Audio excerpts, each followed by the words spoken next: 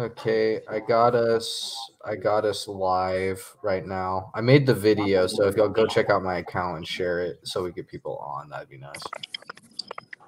So let's figure out how I'm gonna get the link onto my Discord.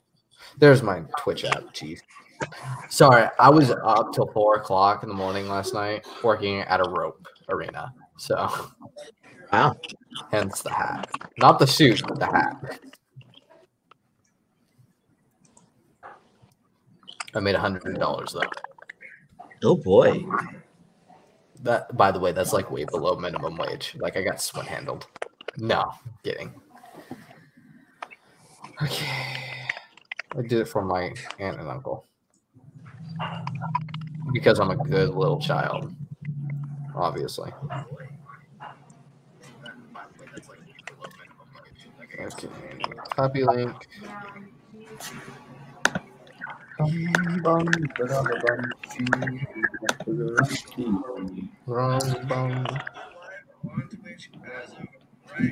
There we go. All right. We are good to go. All right. So, yeah, Josh. Dennis, can you send me your Twitch link so I can send it so people can join? Right. Yeah, I'm sending it to you through the private chat. Yeah. On here.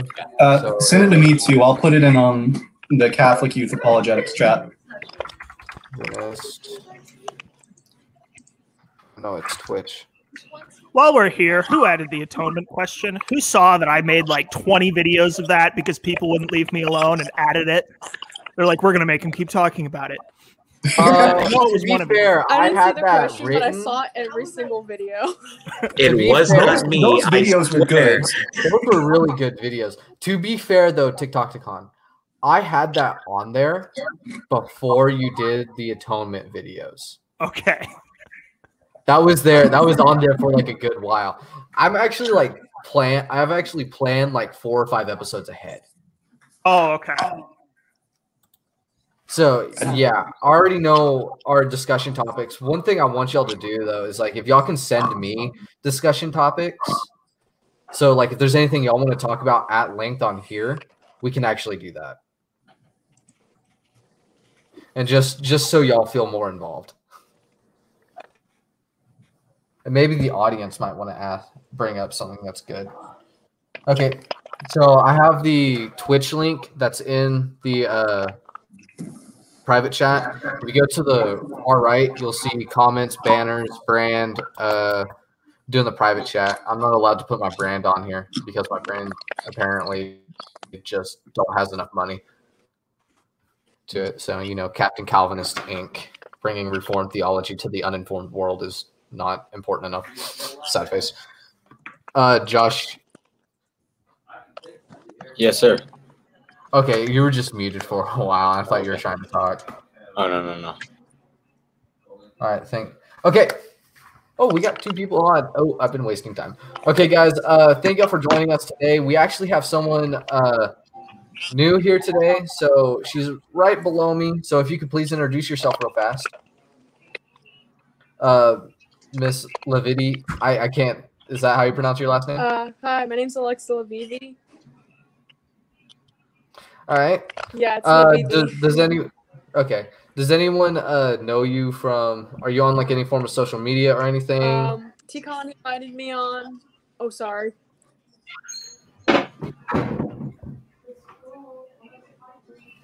Go ahead. He just invited you on. Oh yeah, T-Con invited me on. I'm just he found me through TikTok because I just kind of argued with Protestants who would come at me for being Orthodox on the app.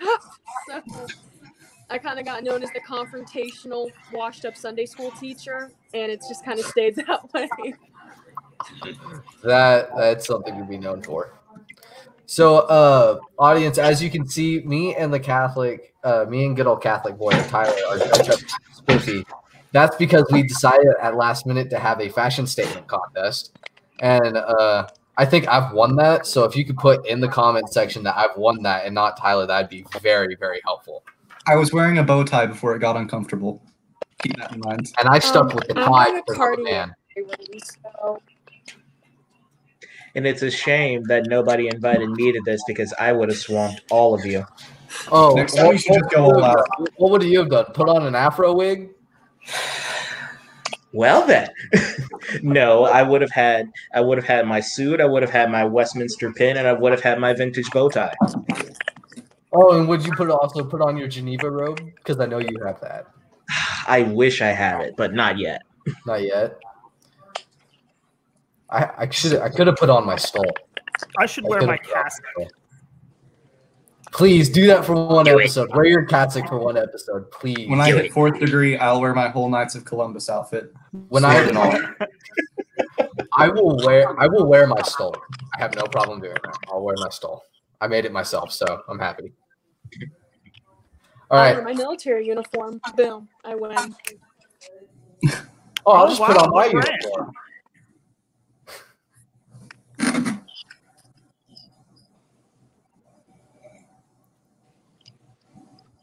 Oh, she's not going to answer that. We have to wait to see the uniform. Just watch it. We think, nah, she might be someone say something. I'm sorry. My thing's a little slow. Okay. Oh. He asked what branch.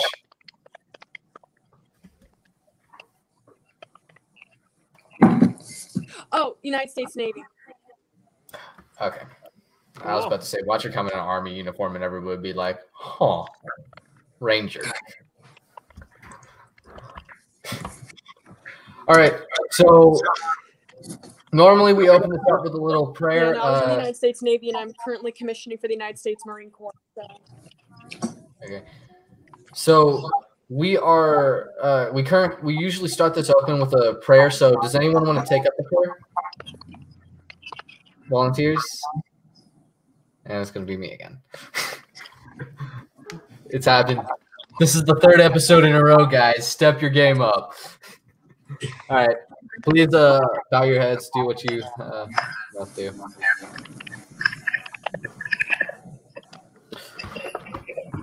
Lord, Father in heaven, may you bless us today that we may have intellectual discussion with each other and that we may talk with each other and understand each other in your Son's name and in the name of the Holy Spirit, so that we may drive ourselves further closer to Scripture, Lord, and that we may fully understand your word, Lord. In your name, amen. So my hair messed up. My hat's messing up my hair. Oh, that's on backwards. Okay. All right. So to start off, we started off with a couple of announcements and a couple of shameless plugs. You can find each and every single one of us on TikTok with our usernames. Mine being the Captain Calvinist of Swords, Tyler's being good old Catholic boy, Pecan's being are you eating? TikTok Pecan on TikTok. Y'all heard? I don't think they did. You did say what your TikTok username was already. It's Alexa Lavivi. Okay, you can find her there. You can find Joshua Janier on TikTok, and you can find The Black Doctor at The Black Doctor on TikTok. Oh, The Black Doctor 21 on TikTok. You can also find, I think some of us are on YouTube. But I'm trademark. Whatever name you see, my username.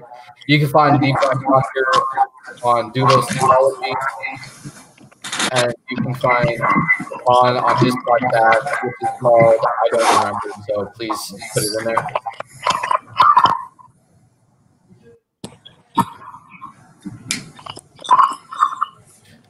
Takan,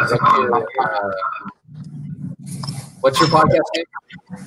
Oh, Ticon's Tea Time. We're starting up again tomorrow. I've been on break since Christmas, but starting up again tomorrow. Saints and Their Animal Friends is going to be our episode. It's that sounds pretty cool. So you know where to find us. Give every single person here a like and a follow, and like their comment. I think that's coming from Tyler's, and he's getting his headphones, I think. All right, so today's discussion, the real meat and butter of what we have today is the just to go a little overview for the watchers. So the main discussion playing out is the development of Christianity and how we've developed ourselves in the arts or in the form of music.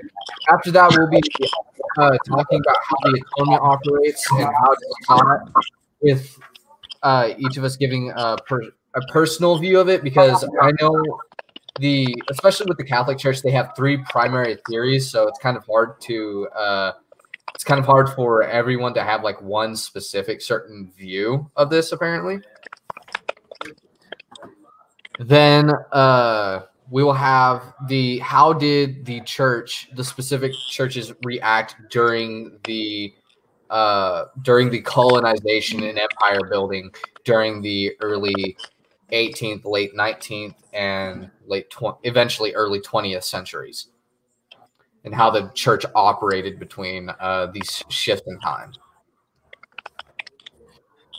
So if we can, let's handle the first one. So music in Christianity has always been one of the biggest aspects of the faith. Like, we can see early in church history, early psalms being used, people writing early musics. Like, there are cases where, let's take this unified church before the schism of 1052. They had developed a music system where they would use the indents in their fingers in replace, before they had developed so re mi da do for music, or whatever it's called, like the phonetics of music. They used their knuckles, and before music was truly written out, it was played on hand, so to speak. Now, as of who's responsible for that development, we can let the Catholic and the Orthodox Church argue, because you can argue about that. I don't want to argue. Y'all can. But why don't you go ahead and explain the church's traditions, the contributions to the starting with whoever wants to go first.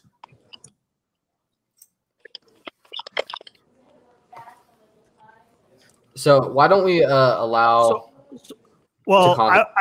I was just going to add, before I let Alexa, who has much more experience in the music of now, in the historical perspective, what is interesting is that in some cases, some strains of Western plain song chant are actually older than what's used in the Byzantine liturgies, because the Byzantine liturgies also adopted lots of Arabian motifs after the Islamic conquests. So that's just a kind of fun tidbit, that just because that Catholic music is just as old Western as Eastern music is. They're different strains. Yeah. But anyway. Yeah, I don't think it's a conversation of who did it first, like Catholic versus Orthodox with those things, because at the end of the day, they were one church. I think it's more so who retained the old style of music most poignantly in the modern liturgy or mass. Like Tikon had mentioned, we developed more Arabian styles, and at least from the Greek church's perspective, I can speak and say that occurred during especially the Ottoman occupation, because they wanted to be able to worship in privacy, because they would either get attacked, killed, or converted. So they adopted more of that sound so that when they went into the catacombs, they wouldn't get outed as easily. And it's still done today in the churches as a remembrance of that 400 span of slavery that the Balkans, the Armenians, the Assyrians, the Greeks, so on and so forth, were put under. I think with regards to the modern implications of music in the church today, the Orthodox Church doesn't really add new stuff as much as they revise old things to make it more digestible to modern audiences. Whereas I think the Catholic Church and down the pipeline, there has been more additions to the music from modern contributors. So I'll take up next. I think when it comes to Catholicism, we have to say that both the music influenced the church and we influenced all of Western music, to be honest. So it's arguable to say that in the West, chant was the first example of pure monophony. where it's all everybody singing on the same key, at the same tempo, at the same rhythm, with no harmonization, which is the case with most of the early Gregorian chants, and most of the chants of the early Mass. And for the most part, early in church history, it was purely a cappella. There would be almost no instruments until later. There would start being developments in the actual formation of the Mass in which certain instruments would be introduced. First the hurdy-gurdy, and then that would eventually transfer into the organ. Over time, there would actually be a discipline in place that the only acceptable forms of music within the Western liturgy would either be the organ or a cappella, with nothing else. But with the instatement of Vatican II, it was actually changed to open up the liturgy. This has the development of music inspired by the liturgy. Take, for example, the first ever big religious composition was Llame de Macots, Messe de Notre Dame, which was written in the 4th century. But the first major one was Messa Concerta by Cavalli in 1656. Despite the common belief that was actually the first to form like a concerto mass, this was a common practice prior. And though these are never really done in the liturgy, the liturgy has developed music this way in the West. It's also worth mentioning that originally, with the exception of the homily, church services would be only sung. It would be one flowing hymn. So when did the Catholics start introducing other instruments into their services? That's arguable with the Western Church. Some people place it around 400, some people place it as late as 700. It's really hard to say. But then at the same time, you still have manuscripts from the 700s of the, I always forget the name of this one, of Dies Irae, but it only calls for a cappella manuscripts. So it's hard to say because we don't have any firm notation of musical instruments, but we do have proof that they were used in some of the early masses.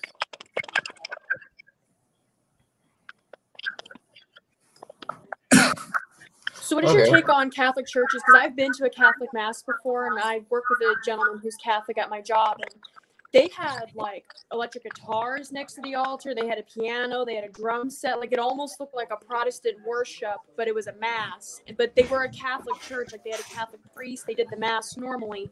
It just had a lot of instrumentation with it, and I was kind of taken back because my dad was actually raised Roman Catholic until he married my mom. And when he would talk about mass, it sounded like an Orthodox liturgy, just with like bells on the altar.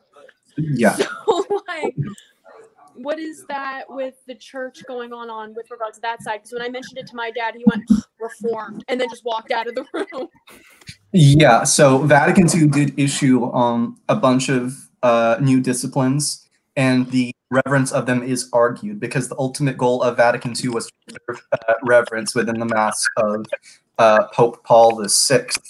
But the thing about that is things like electric guitars and making the worship indiscernible from a modern Protestant service would technically be taking away the reverence of Mass, and neither in the spirit of Vatican I nor Vatican II Masses. Most churches will default back to using simply an organ. The first Mass I went to had a acoustic guitar and a piano, though maintained reverence for the liturgy.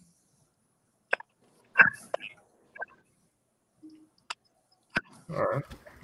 Okay. So, Black Dr. Josh, are y'all gonna talk about the Protestant end? Yeah, sure. Especially in the Reformed tradition during the Reformation, it was actually fitting for the Reformed to actually have a divine liturgy, and they had a liturgical calendar, which is very similar to the one that most Presbyterians and Church Reformed use today. In relation to singing, it was primarily congregational singing with at least one leader. You rarely had choirs, but now I guess the worship has evolved to the point where we actually have choirs. And as Tyler was saying, I find that particular perspective in relation to music within church especially in relation to in the early church, you didn't have instruments. And then later on, the only thing that was mainly included was an organ. That I find is very similar to the Reformed tradition, because when the Reformation happened in the 16th century, as noted by J.S. Bach, well, not necessarily J.S. Bach, but on the website called Reformed Church Music in my research, it says, after the Reformation of the 16th century, many Protestant churches in Europe followed the tradition of the early Christian church and threw out all instrumental music. But as a new element in the worship services, vigorous congregational singing of the Psalms was introduced, led by a lead singer while the organ was kept silent, because mainly organs were owned by the government and were played regularly on weekdays. And so during service, we emphasize the singing of the Psalms and other particular hymns. And so it was only until like the 17th century and onwards that organs specifically were included. And that has basically been the staple of Reformed worship. An organ, possibly a piano, that's basically the big limits. And then you have congregational singing with the leader. The things that we find in modern Protestants and evangelical systems today, where you basically have a rock concert instead of a liturgical worship of God, that is completely far from anything found within the Reformed traditions, in my opinion, and I believe historically. Yeah, would you like me to add the covenantal aspect? I'm pretty sure PCAs and OPCs and URCNAs, we have a call to worship, and we have a benediction. So in the time of the Reformation, we believe that we rediscover the covenantal aspect of worship. We see calls to worship in the Psalms, and the Lord gives his blessing, his benediction to his covenant people. And as Jeremiah was saying, we do have, liturgies. But with modern Protestants, the rock service, I don't believe that is Reformed worship. Reformed worship is covenantal, and we do have liturgies. To be honest, I personally wouldn't call it worship at all. I wouldn't. They don't worship God through the ordinances that he has ordained. And that's what worship is, the two parties of the covenant meeting and us worshiping God through the ordinances that he has ordained. But yeah, modern Protestant worship, I do not believe that it is worship.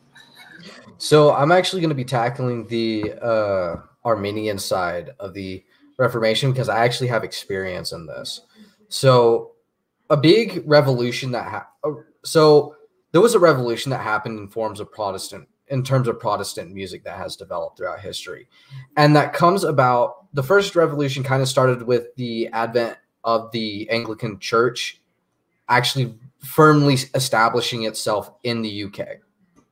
Because after that, you start getting its substitute movements. One of the most important being the Methodist movement, the Methodist movement, Methodism. Because what that did, whenever it was started by John Wesley and George Whitefield,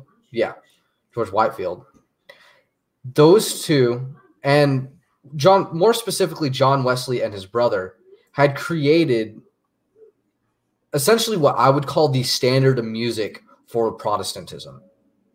So if you pick up a Protestant hymnal today and you look through it, you will find songs written by Martin Luther. You'll find songs written maybe from some early church music writers, or maybe a song written by an Orthodox or a Catholic. But you will definitely, 90% of those songs you will find were written by John Wesley and his brother.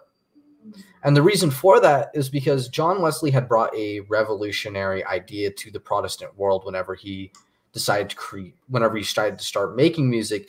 And that was add. I think the only string instrument he really wanted to allow was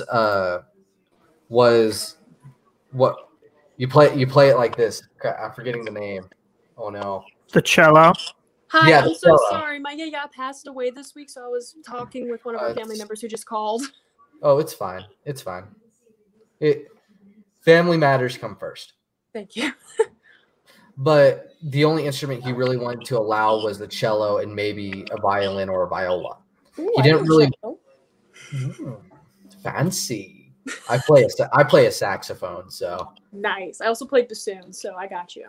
Yeah. So we have this, major shift in cultural dynamic within Protestant music, and this is where I think traditional services or traditional Reform services actually started to split with what we would call a more modern non-denominational service, because there are clear instances in history where Protestants did not even like music at all. Like there were a lot of instances, like the Shakers and the Quakers, for example. The Shakers thought music was taking a wooden shoe and stomping on the ground. They thought that was music. The Quakers, on the other hand, if you go to a Quaker service, there's no speaking at all. Like there's absolutely no speaking in a Quaker service for a really, really long time. So there's, in Protestantism, you have two extreme ends. One that's very liberal with music, and one that's very restrictive with music to the point they don't even want it. But going to like the main traditions of Protestantism, you have people that wanted to experiment with how music was used while still keeping its reverence, and I think that's perfectly spelled out with how John Knox and the early Reformers and late Reformers wanted their music services to end up like. Because the music, historically speaking, has helped. It not only has it helped, but it's one of the main reasons why people are brought to the faith, in my opinion. Like let's take for example, the Mormon Church. So the Mormon LDS Church, or all forms of the RLDS or RLDS, or the super conservative LDS churches in the country, people aren't really brought out of those churches for primarily theological reasons. They're really not. This comes from experience. This comes from surveys that were taken across the country. People leave those services, and if they're going to stay religious, they go to a place that has a better form of music. That's why you see a lot of Mormons actually becoming like Methodist or Liberalized Baptist or in a way Presbyterians, because the music is familiar, but it's actually theologically sound, or it actually has a better setting than what is in the LDS or RLDS church. If y'all don't know, the music in there is no comprende, no amigo, no. It is not. So there's actually an interesting period. Sorry. Go ahead. I was gonna say, so I was mentioning a year ago, I go to Liberty University, which is a evangelical college. As an Eastern Orthodox Christian, that's an interesting combination of attendance. But I had to take a class on the liberal arts and the church, and they actually discussed the implication of music back into the Protestant churches in the United States around the 16 and 1700s, and later on into the 1800s. And a big part of actually re-adding music into those churches actually came from the African American communities with their musical styles, and how a lot of Protestants would attend the African American churches because of the style of worship that they had, and then would later re-implicate it back into their churches, because, like you were saying, the Quakers and Shakers didn't really use a lot of implication in music, but they didn't want to adapt to the Catholics and Orthodox, who were early immigrants, were doing, because they were seen as, heretics, and they were viewed as people of color, and they didn't want, the hard-nosed Protestants didn't want to be associated with that style, because it sounded like snake charmer music. But the African American churches actually had a lot of and credit where credit's due into re-adding music into the Protestant churches in the United States, especially within the Baptist communities, because they saw it as a physical form of worship outside of just, we're here, we're singing, we're doing our thing, we're going to have communion, and we're going to go home. It required more participation by the members of the church during service, and it was also heavily implemented. I cannot remember the name of the pastor, but it was more heavily implicated, especially in the early 1900s, for youth involvement in the church, to get the children more interested later down the road, because they were seeing a issue with retention in the churches because of youth involvement and them not really being interested in the service, like in the past where it was just sit here, be quiet, mom and dad said to attend. So with regards to the implication of music back in the churches, a lot of the credit can actually be given to, one, the African American communities having the influence on the churches because they saw the youth's involvement, and then later on re-adding music to the church to involve and interest the youth with the widespread national youth choirs and youth choir associations, which also then brought a heavier participation in the Sunday school programs. So if we can real fast, we actually got a question in the comments that I'm going to put right here. But if music is the only thing keeping you in the faith, isn't your resolve very weak yourself? So if I can handle this real fast. So whenever I say music is important to Christianity, that means in many tenses, music is also one of the primary forms, at least I see as a primary form of evangelism. So it's not that someone's weak in the faith if music was the thing that convinced them to get into the faith, then that's amazing. Like using my dad, for example, it was music that brought him out of the RLDS church and made him a Methodist. But music is so important to the faith that to say someone's weak because music is eventually what convinced them, I think in itself is kind of it's a disingenuous argument. Music is important to Christianity to forego it in all forms. It's too important. It's too important in any sense.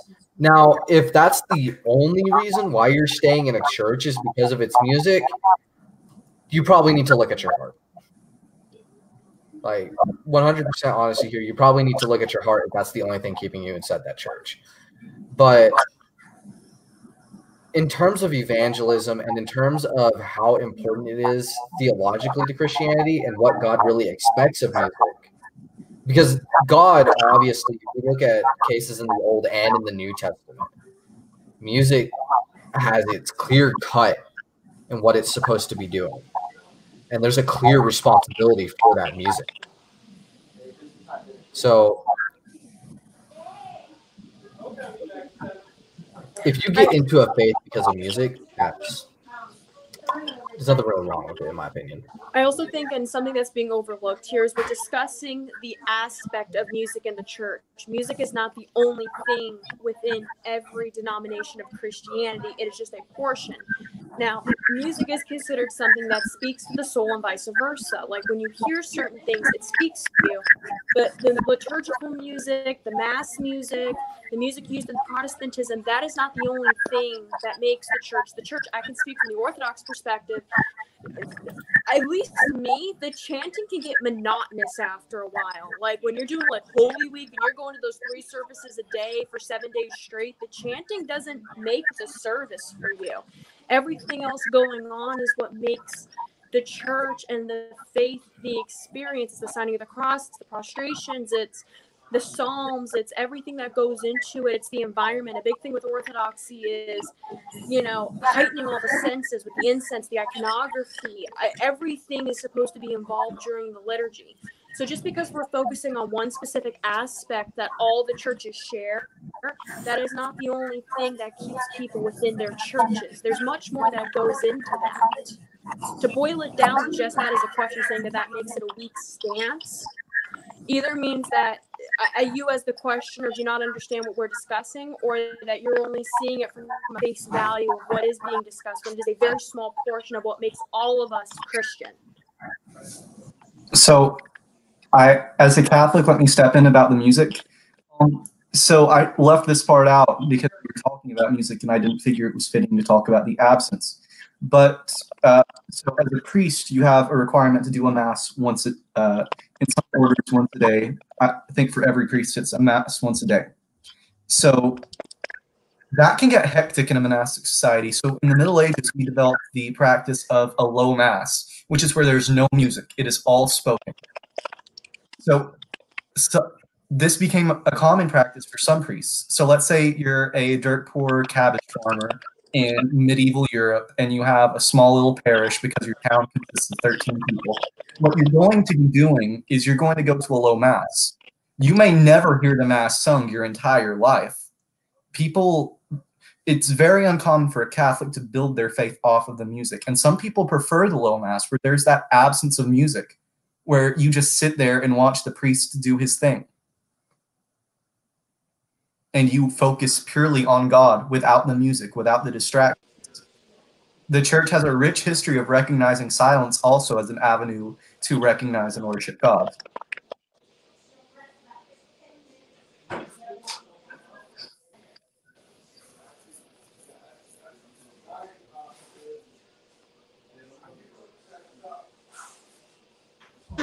I forgot I was muted. Sorry, I keep getting kicked out, so I didn't hear the last part. Oh, it's fine. Catholic Boy was just talking about how you could actually attend the mass without actually listening to music or having to hear music. But I think the reason why I wanted to include this portion in here is because very recently I've had conversations that with some people that wanted to completely stop music in a church, that were like, music is completely inappropriate to Christianity. And they had some things to say about it being idolatry and stuff like that. But that's what I think is an underlying issue that some people have, is that anything to them that, you know, in a way, this is actually kind of like backwards logic. But when they see something that feels good, they don't instantly think, or there's two people that think this extreme. Either it's sinful. It's straight sinful. It feels good. It's bad.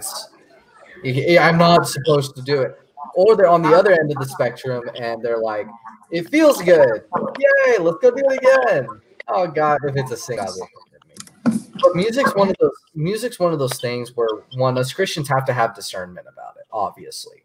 It's media. It's a form of content out there. We have to have our discernment always active. So, I mean, if you're listening to, if you're listening to music that, is obviously infecting your life like a plague, then maybe, just maybe, you should probably observe a different form of music and try and adopt a different manner of music too. So like switching from metal to or if heavy metal is like driving you down, maybe you should switch to some classical and see what that does for you. But if it's not really causing you any harm, I mean, the discernment of the Spirit is still there. Like, there's still what the Spirit wants you to do, but there's no way you should force that upon anyone. No. Can you highlight the one at 607? Sorry. 608. Okay, you go ahead, Alexa. It just goes to what someone discerns as holy, because, like, for me, myself being Eastern Orthodox, when I listen to our chants, I hear that as something that's holy. I hear that as something that is created for the liturgy. It's not created for ear appeasement. It's for worship. But when I listen to stuff like Reckless Love by Corey Ashbury, it's nice. It feels good. I love God too. He does, amazing things, but I don't see that as music that I would participate in worship with. And I think that's a discernment that people aren't realizing, in addition to the fact from a historical context to say to completely remove music, that you're doing a disservice to the founders of the church, because at the end of the day, as much as it's a controversial statement as it is to make, the founders of the church and the men before our founders, the apostles, Christ, his mother, were Jewish. And music is a huge thing in Judaism with their worship.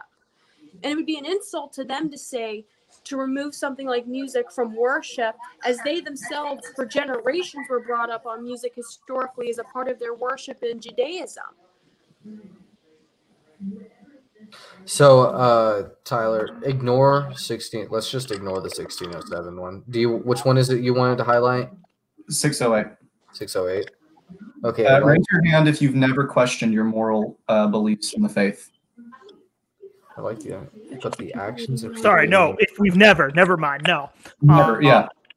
Yeah, no. In fact, they have to. I'm taking Moral Theology 2 this semester. I already had to take Moral Theology 1, and we didn't even come to any conclusions in Moral Theology 1. All we did was ask questions the whole semester that will tentatively be answered in Moral Theology 2. I mean, for one who has spent years in liberal arts studies since my days in high school, I have constantly had to deal in apologetics and questioning my moral standpoints in relation to Christianity. I mean, especially one, I'm a Christian. Two, I'm a Black Christian, which gives me another context in relation to talk about morality in relation to Christianity. Three, I'm a Calvinist. And there's a whole plethora of moral objections that come across when you call yourself a Calvinist. There is literally no place for me not to consider my moral standpoints in relation to my faith. And for further context, when I'm a convert, when I entered the faith, I was pro-abortion, pro-LGBT, anti any form of hierarchy. I was a pink-hearted commie. So it's very important to understand that I've had to form my moral theology logically rather than just adopt it because I was told to. I fought my theology tooth and nail upon entering. And especially take it from somebody who is ex-LGBT. I had to consider the exact same thing in relation to my sexuality, or things that basically had to ebb away from me as I dove deeper into the faith which I claimed. This is kind of tangential, but Black Doctor, do you know of Dr. Micah Edmondson? Heard of him, yes. Okay, I feel like you'd like his stuff. He's done a very good job of, I think, trying to reconcile at least as far as I can tell as a white man, reconcile the Black American Christian experience with his denomination, which is the Orthodox Presbyterian Church, which is white and pasty. So I've been to his church. Super white and pasty. He's a cool guy. Yeah. Oh, I definitely get that, and I'd really love to read his books. And I've been trying to make a good presence in the PCA, because the PCA is it's 10% Asian and 1% Black. That's so sad. So if anything, all the eyes are on me. So yeah, if anybody's going to do anything to change stuff in the PCA, it's gonna be me and people like me. Yeah, especially the URC. It's just, I'm not Dutch. I'm Dominican. I'm Hispanic. So like everybody's Dutch. Like almost everybody is Dutch. Like but I'm lucky to live in New York, and we're super diverse. But they often take us to churches like in Michigan. I'm like, out of 600 people, 540 of them are Dutch. But it's interesting. It's very interesting. I grew up in that Grand Rapids Dutch Reformed milieu. Yeah. So as they say, if you ain't Dutch, you ain't much. I'm an Irish Protestant. I'm Greek and Egyptian, and I live in the Bible Belt, like Southern Baptist, Virginia Bible Belt. Being Greek and Egyptian, that's. Oh, honey, I am so sorry. I don't really have much room to say other than I am a Calvinist in a Methodist family, or in a Methodist family and an Irish Protestant. I think there's this trend in the church to go where we're comfortable. Like there's Hispanic churches and Black churches, and it shouldn't be that way. You know, if you read Revelation, you have people, every tribe, tongue, and nation singing praises to the Lamb. You know, I'm so glad I found this church. You know, it's in NYC, so of course it's diverse, and we're all united. We're all united, and people from everywhere singing praises to the King of Glory, and that's beautiful to see. But I think that trend needs to break. That I feel comfortable with my people. No, I feel comfortable with God's covenant people, and it consists of all people, all men. Exactly. A lot of us tend to either I think an important congregate thing in with relation Christianity to. across the board is that. Oh, Alexa, you are fine. You are fine. I wanted to say that a lot of people want Oh, to sorry. congregate in relation No, to. sorry. I was just going to say, you're especially for you, I think an important thing with Christianity across the board is, you know, if you are not in a community, regardless of how you look or where your family is from, or even what your denomination is, if you cannot walk into any kind of church, if you come from a different denomination, a different cultural background, a different racial background, even if you don't speak English well, whatever, or the language that's native to the church, like speaking Greek at a Greek Orthodox church, if you do not feel comfortable with the people within that church walking in, if you are an outsider, then that church is not worshiping in God's image. They are worshiping in their own self-image. And I think that is something that needs to be recognized with Christian churches across the board, is that if I, as an Orthodox Christian, cannot walk into a Protestant church and they treat me differently or make me uncomfortable because of my denomination, then they themselves are not worshiping in God's image. Just like as an Orthodox Christian, if a Protestant came into my church tomorrow, I want them to feel comfortable knowing that they can approach any person in that church and ask them questions, and they will be treated as a child of God, regardless of what church or belief they subscribe to. And I think that is an important thing across all denominations that need to be discussed. Like you were saying, you go to a majority white Dutch church, and if you're comfortable in that community, then they are worshiping in God's image because they aren't seeing. Uh-oh. Oh, no! Oh, the No. racist Scotter. Right? no, Exactly. No, Vander. I'm gonna go ahead and say Oh, it's she's really. Oh, she's back. She's back. Here she's coming. Whoa, here she comes. Okay, it's not my fault. All right, Twitch banned you. If my Wi-Fi drops me one more time, I'm gonna just call it a night. If it drops one more time, we'll try to have you back on. Yeah. I'll Some come other on a point. different day. I'll pay for you to get AT&T. Ew, oh my goodness. Yeah, I just got Yeah. paid and I got thick ostrich wallet. Tell me you're rich without telling me you're rich. One time I had more money than what the bugger asked for.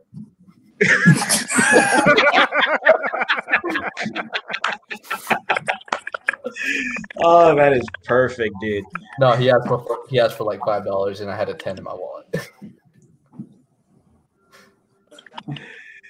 Oh, To be fair, I did not know I had a 10. So I think like with the race thing, it's really cool too. That was one of the first things I noticed whenever I went to a Catholic mass is there was no one race worshiping. Because what the Catholic Church does is the diocese says, okay, you get a church here. Deal with it. We literally don't care. There's a lot of people in this area. If you have people of your other race, get over it. We don't care. You don't get this luxury of, well, you know, this church is mostly Hispanic, I'm going to go to a different one. No. The church has placed this here. So whenever I first went to mass, there were African Americans and Hispanic Americans, and it was just every different culture and every race all worshiping God together of one accord. And even the Latin language, which the mass was until the 1950s, was meant to emphasize that we were all united. So we got a question in the comments, and this is directed towards Alexa. So Alexa, you being special right here. So Alexa, would you be comfortable with a Muslim or a Jew entering your church, as all three religions worship the same God? I would argue. They just call different names. They just call different names to that being. Would you pray in a Jewish? Oh, that question might not get answered today. I'll jump in a little bit as an Orthodox Christian. That is something obviously. Oh, she's back. Oh, okay. I'll let her Here we go. And she gone. Back. No. I just did not add it to stream. I did not add to this. There's a question right there.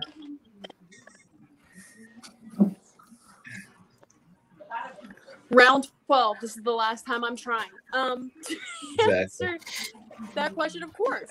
One of my best friends is Jewish, and one of my best friends in middle school was an Albanian Muslim girl named Antigona. I know, shocking. A Greek Orthodox girl was best friends with an Albanian Muslim. But I don't care. If they want to come to my church, they are more than welcome. Just because they might not be able to receive certain sacraments because they're a different religion than myself, that doesn't mean that I wouldn't want to include them and that I hold so dear to my heart. Like I said, one of my best friends, Ellie, she's actually a TikToker as well, Ellie Khan.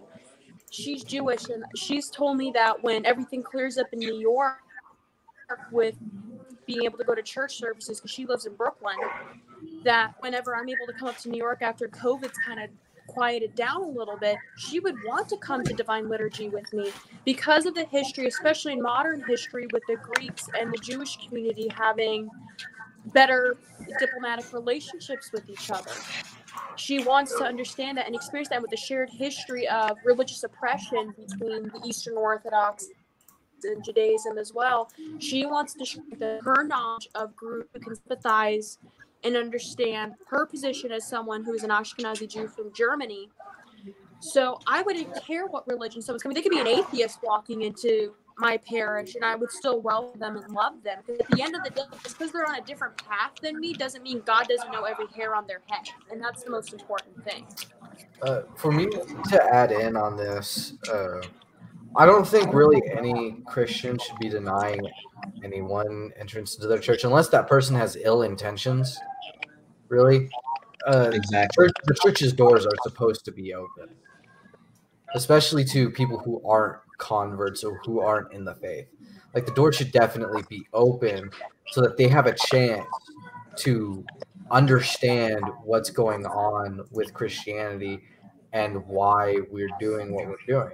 Because if you look, a lot of people can get the wrong idea. People who are, I'm not saying this is definite all around, but I've seen some of the venom. Doctor's seen some of the venom. We've all seen some of the venom that atheist TikTok can get out. It's like 2007 all over again. But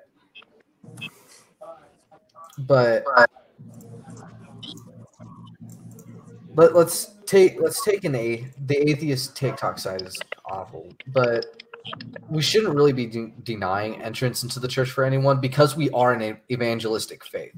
Like, we are a faith that proselytizes. Like, that's just clear cut. Like, very few religions in the world are proselytize at all. But if a church denies entrance of someone going into their church, they're not performing their mission right. They just aren't. They're not proselytizing. They're directly denying a commandment given to them by God in Matthew 28. Like, go out, make disciples of the nations of the earth and baptize them in my name. Or in the name of the Father, Son, and the Holy Spirit, depending on translation or textual variant. But I do think a caveat to add to that is No. She was fine for that entire speech, and then she speaks once, and the devil takes her out. Satan. So anyways, the third secret of Fatima.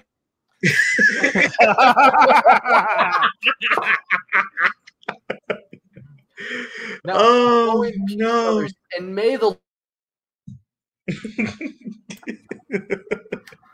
oh, dude, that is. Oh, wow. Oh man, that is so bad. We'll have Alexa on the next step in one of the most upcoming episodes, and hopefully she can get a better internet connection. Yeah, Yeah. she said she's logging off. Yeah, sometimes it just, you know. Or maybe we'll find a way. Maybe we'll find a way for her. I will say, I the only thing I have to add is, and I think Alexa touched on this pretty well, orthodoxy among all parts of among the three main branches of the Christian faith is the most unique, and that it has the most experience living side by side with Jewish and Muslim communities going back centuries. And there's that tension of oftentimes being at war and murdering one another, but also oftentimes communities coming together to defend each other. You have, from the Arab Spring, these beautiful pictures coming out of Egypt of the the Christians and the Muslims guarding each other while they pray. And I would say, as far as do we worship the same God or not, it's not we're all in agreement that we worship the God of Abraham. We disagree about what the attributes of that God are.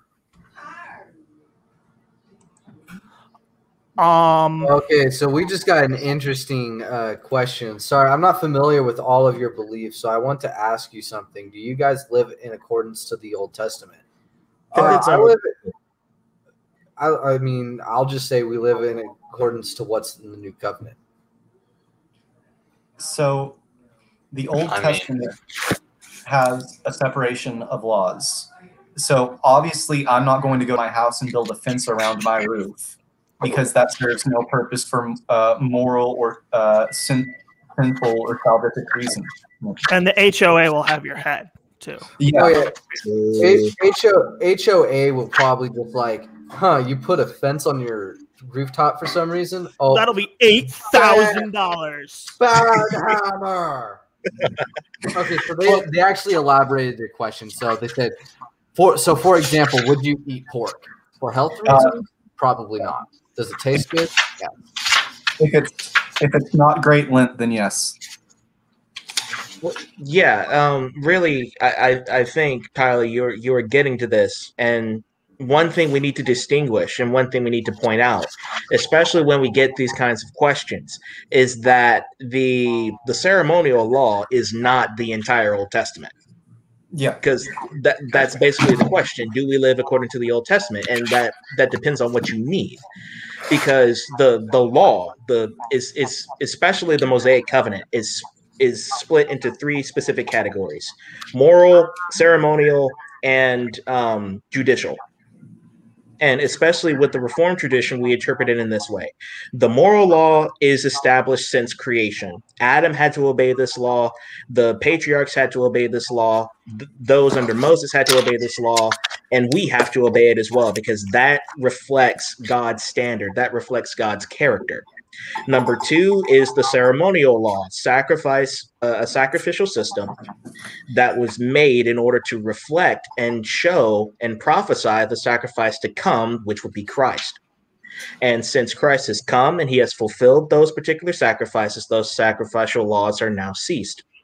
And then third of all, we have the judicial law, which are given specifically to the people of Israel in relation to their tenure in the land. And since Israel has been, the nation of Israel, based on that particular covenant, has been destroyed in 70 AD, those laws are not applicable to us because we are not in that particular nation. I hope that makes sense. Yeah, just to add on that, everything is, the Old Testament prefigures the New. The reason why that system was given to Israel was to separate God's covenant people from other pagan nations. Because what was the promise given to Abraham? That God would bless the Gentiles through the seed of Abraham. So in order for this to come to fruition, there has to be a separation from the Israelites as the covenant nation and other pagan nations that were in the land of Canaan. But all of that was, Canaan was typological, and the new covenant is for inclusion of both Jews and Gentiles. So therefore, Christ, by his perfect death and obedience, abolishes the ceremonial law. All right. What he said. Just what he said on that whiteboard in the back. Yeah. Please put that up there. What he said. I got you. And this is why, Scratch is on board, you're wrong. I would do that. I need to get a whiteboard for whenever I do my fencing classes, teach those, right. And my little theology part of my classes. I write stuff on a board. If y'all don't know, in my free time I teach HEMA fencing, and I've gotten to they wanted me to the church I'm teaching at wanted me to explain something, wanted me to teach like two sides of the coin, a religious aspect to this. I'm like, okay, I'll find a way to train people to fence and for them to learn fencing somehow. I'll do it. now it ended up an amalgamation of theology and sword fighting, which I think is fun. So we're going to move to the next question of us. And just so the audience knows, the way churches view, or the way the denominations view the atonement is kind of like an East versus West situation. So the West takes a more Augustinian view of the atonement. The East, however, takes a more what would you call it, Takan? Correct teaching, Orthodox. Okay. I'm getting obviously. obviously. From what I've seen, general comparison is that we take a more medicinal approach. Yeah, you treat it more like we think of it in terms of medicine and healing, and not in terms of crime and punishment. Yeah, so Christus Medicus, to be exact. Yeah, so let me actually ask the question: how does the atonement operate, or how is it taught in your church? And please also give your personal view of the atonement, as some churches are not very clear on what stance they take on it. And Tyler asked to go first, so let's give him the honor as he finishes up his pizza. Tyler, your turn, my good sir. The Catholic Church has 3 different atonement theories. The personal one that I subscribe to right now is Anselm satisfactory theory, but right now I'm looking at a Christus Victor, but Tychon will explain that better. But since I'm talking about Anselm, I really want to get into him. What Anselm writes is cur Deus homo. Why God man? Why did God will himself to be man? And that's what atonement theory is really asking. How does this method link in to our salvation? And that's what we're all asking right now. So what Anselm presents in his salvific theory is that God created us for honor, and any sin brings God dishonor, meaning we owe him a debt of honor. And the result of this honor, this lack of honor, is a payment that is now created that we cannot pay. So through our disobedience, we have created a toll, a sort of a tab that no sinner can pay off, because even by living the most virtuous life, they are still born with sin. And because they are born with sin, they still add to that toll. Now Christ became man. And when Christ became man, he added to stockpile of honor that we are owed God without adding to our tab. When Christ added to that tab so hyper obediently and brought so much honor to God that there is sufficient honor for everyone. That's the Anselmian satisfaction theory. Anselm writes, give me a second. We affirm that the divine nature is beyond doubt impassible, and that God cannot at all be brought down from his exaltation, nor toil in anything which he wishes to effect. But we can say that the Lord Jesus Christ is very God and very man, one person in 2 natures, and 2 natures in 1 person. When we speak of God as enduring any humiliation or infirmity, we do not refer to the majesty of that nature, which cannot suffer, feebleness of the human constitution which he assumed, and so there remains no ground of objection against our faith. For in this way we intend no debasement of the divine nature, but we teach that one person is both divine and human. In the incarnation there is no lowering of the deity, but the nature of man we believe to be exalted, and through the exaltation of Christ's manhood, that brings enough honor to God sufficient to pay our debt.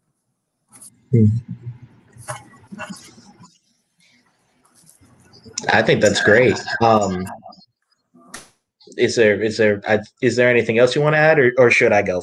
Should I go next? Okay, I'll go next. Well, personally, I don't know, how should I say this? I view the atonement as a diamond, and especially in my research of church history, there are multiple theories of the atonement, and I believe when viewed correctly, they all can work together, because the Bible uses different terms in order to describe what Christ did on the cross. And historically, one of the texts that I believe is very helpful in this regard is the book Atonement, Law, and Justice by a man named Adonis Vidu. He says that in the early church, as we look at history, their view of the atonement is really shaped and formed around their particular perspective on justice, their cultural perspective on justice, and especially the controversies that they were going through in relation to, who Christ is, and especially his relation to the Trinity and the two natures. And so as I said before, I see the atonement as a diamond. When you look at it one way, it's in relation to ransom, and you look at it in another way, it's relation to victory, and another way, it's relation to satisfaction. And so I would take, the Christus Victor theory, the theory that Christ on the cross has obtained victory over sin, death, and the grave. It has defeated the powers of hell. He is the ransom for our sins. A formation of recapitulation in Christus Medicus, that in his entire life, and especially in his death, Christ capitulates or restores our fallen nature, our fallen and corrupt nature, and not only restores what we have lost or what has been corrupted in us through sin, but also gives us even greater blessings in the covenant of redemption, things that Adam did not even have, and what he would have earned in the covenant of works. And also one of the primary theories proposed by the Reformation is sort of like an application of Anselm's satisfactory theory, which is penal substitutionary atonement. And this one really has a lot of controversy to it, because for some people it's hard to explain, and it's easy to misuse and abuse. What penal substitutionary atonement is saying is that when Christ became man, his goal was not only to restore us, but to pay a penalty that we owed, and that penalty was death. In order to pay that penalty, he offered his own life. The Son offers his own life by the power of the Spirit, and the Father gives his Son in order to pay for a price that we could not pay. And so by his death and also by his life, he not only pays the debt, but restores those for whom he has paid. And I believe one of the quotes that I believe really encapsulates this particular concept is found within Cyril of Alexandria in his, in his 12th book on the commentary of John.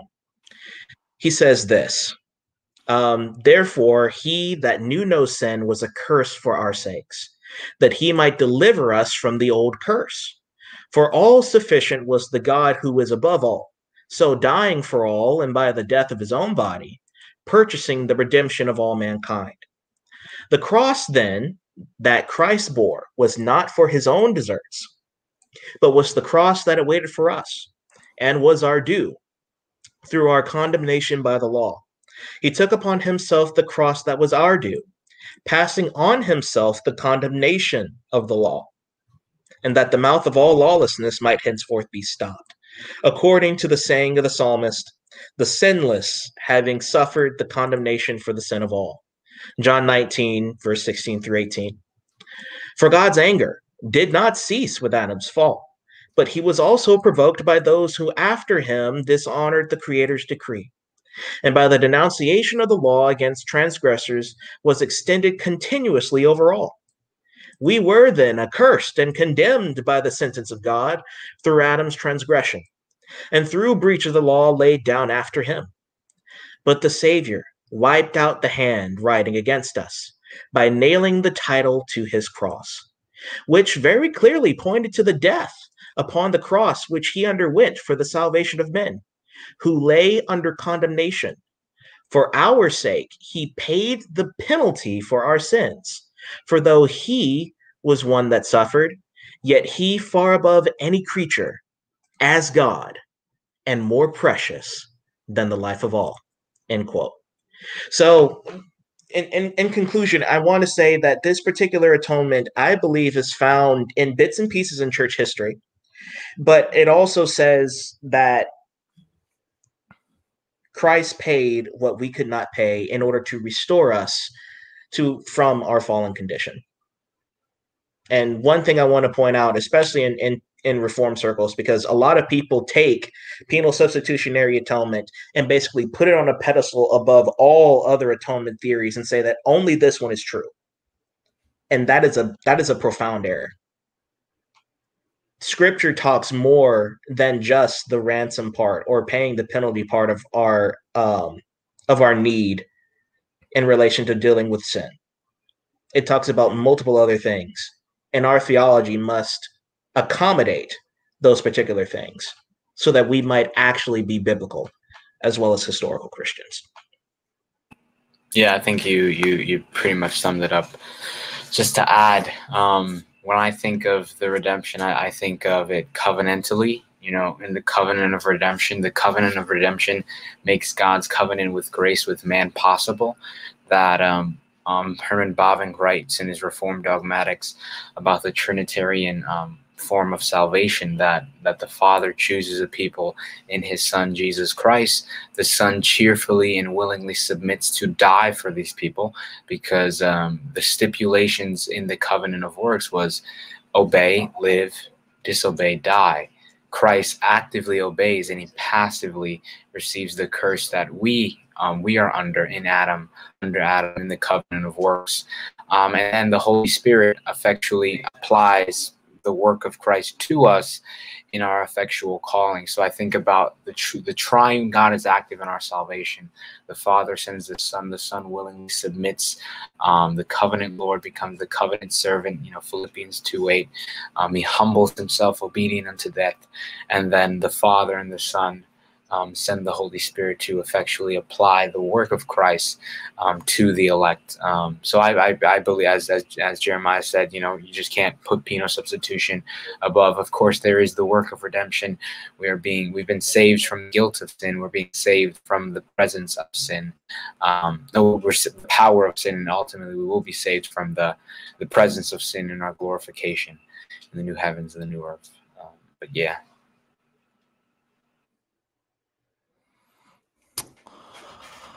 Ooh, okay. Here we go. Spicy. All right, take on. Make every single person in this chat angry.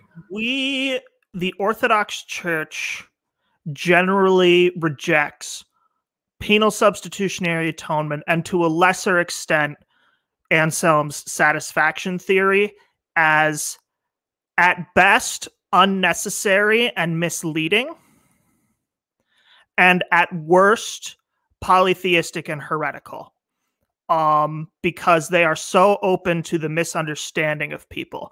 And we see this today in the American the American evangelical movement, and atheists rightly make fun of it. You've got that meme where Jesus is knocking on the door and he says, "Let me in," or what? "So I can save you." From what? From what I'm going to do to you if you don't let me in. Right? This is a problem. And the problem, we hear this in a lot of modern evangelical songs. The biggest problem we have is the concept that Jesus endured the wrath of the Father as a victim on the cross. This is a big no, because you cannot oppose the Trinity to itself. So the way I would explain it is that we primarily believe in Christus Victor, with a little bit of debt metaphor going in there. But the best way I can explain it is kind of with a story that I came up with. So this has been all on my TikTok the past week too. Let's say that I am humankind, and there's this carpenter, Jesus, and he builds a house for me.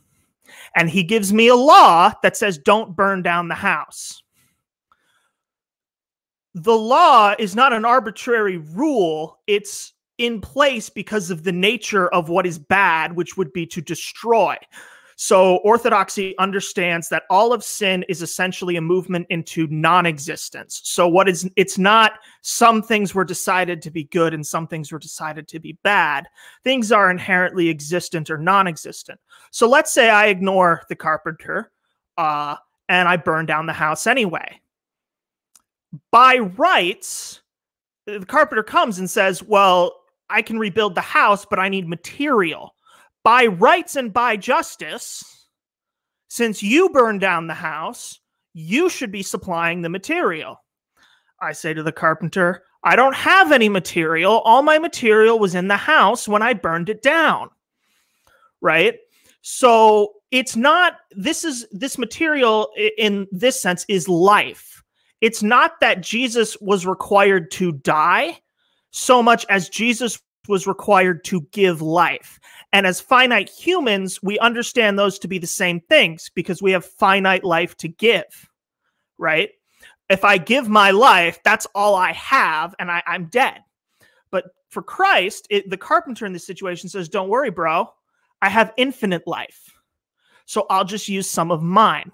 So what happens on the cross is not God the Father inflicting some sort of punishment on his son with whom he shares an essence, like Jesus is some sort of divine whipping boy, because that is not justice. That is that if I commit a crime, that's vengeance, and vengeance can't be placed on someone else.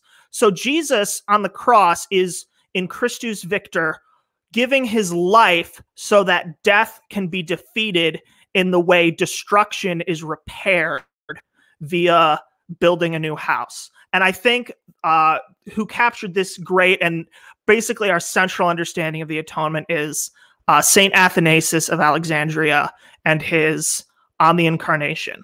Thus, taking a body like our own, because all our bodies were liable to the corruption of death, he surrendered his body to death in place of all and offered it to the Father.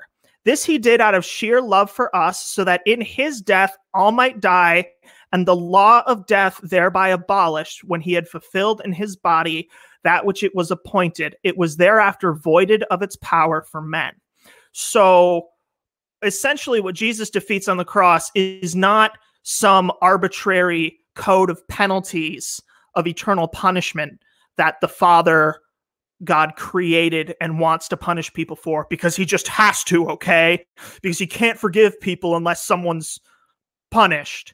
That, insofar as sin is a transgression or slight against God and God's honor, nothing can be taken away from God.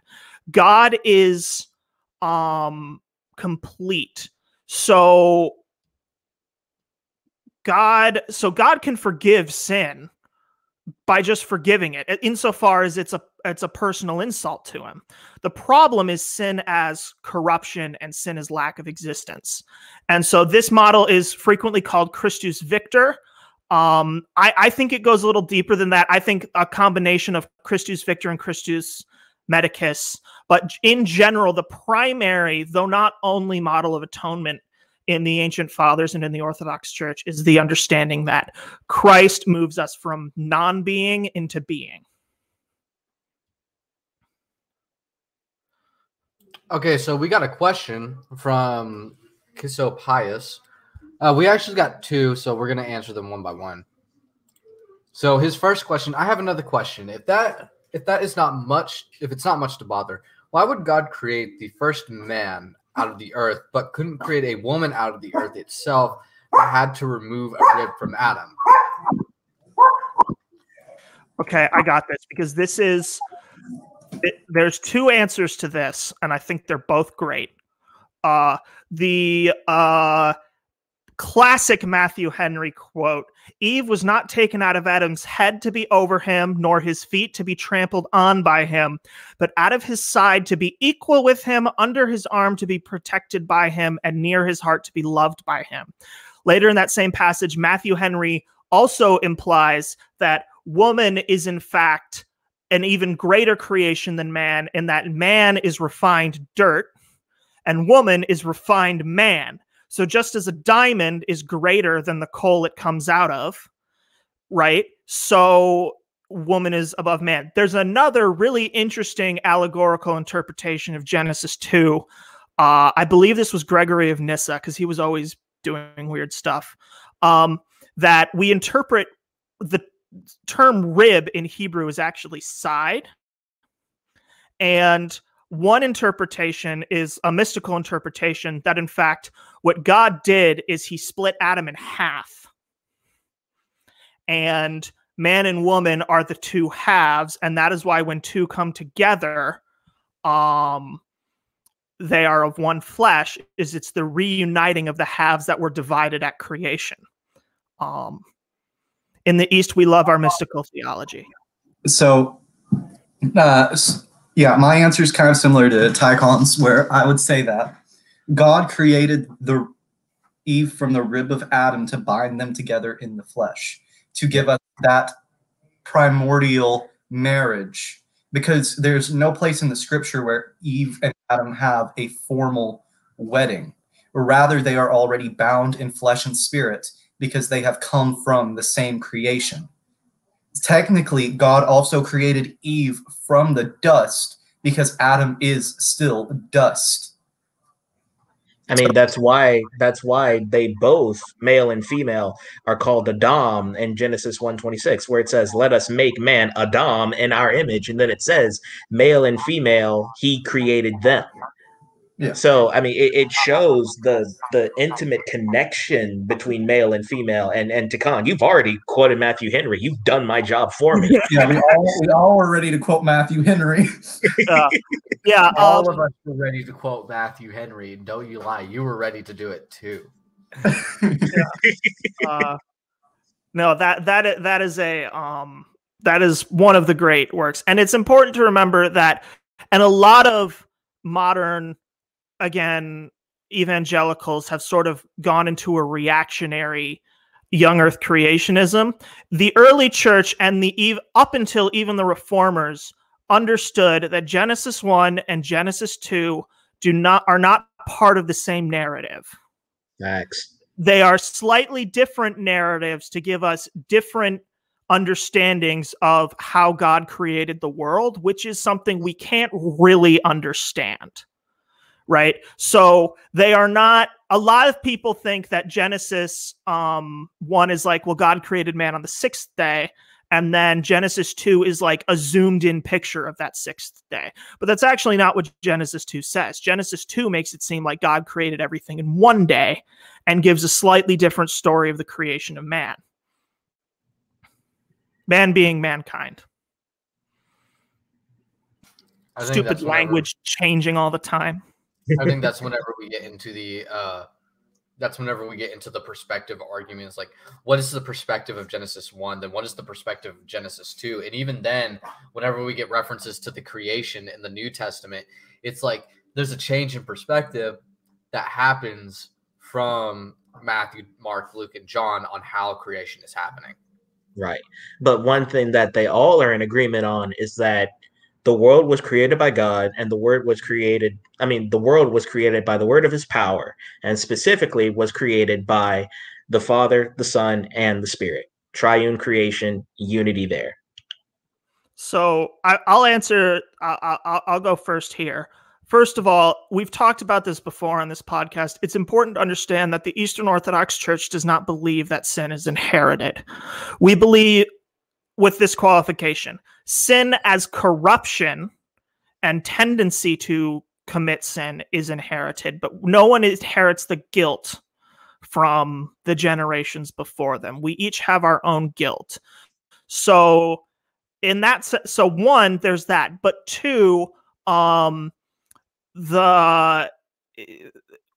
we might have to do a whole episode on this, on all the Gnostic myths that pervade popular Christianity. This idea of kind of people die and get sent to Dante's Inferno is not traditional Christian teaching. And to that, we believe that essentially, and again, this is not meant to be a hyper-literal cartoon, but in the Orthodox tradition, there's a sense that those who died prior to Jesus' sacrifice were kept safe in the grave. It wasn't quite paradise, but it wasn't a place of necessarily suffering, and that Jesus descended to that place while he was in the grave. And we have a famous icon where Jesus is in fact pulling a man and a woman out of their coffins, and it's Adam and Eve. So they were saved also by the sacrifice of Jesus. That's not limited by time. So it's not again, and this is the problem we see with the misunderstandings that can come with a judicial model, is this idea that like, oh, they died in a deficit, and so their deficit wasn't forgiven when Jesus, paid that account. But if we look at it through more of a restorative lens, we see that Jesus is not only defeating the death that is coming for those who are alive, he defeats the death that came for those who died before. And by that, we understand that all, or even possibly even the greater part of humanity that died prior, not just the Jews, but prior to his death, were there was a redemptive aspect to that. Right. And if I might add a little bit to this, Paul sort of answers this particular question, like what happens to the Old Testament saints if Christ has died? What happens to them? And that's what Paul explains in let's see, Romans 3. I'll start at verse 22. The righteousness of God through faith in Jesus Christ for all who believe, for there is no distinction.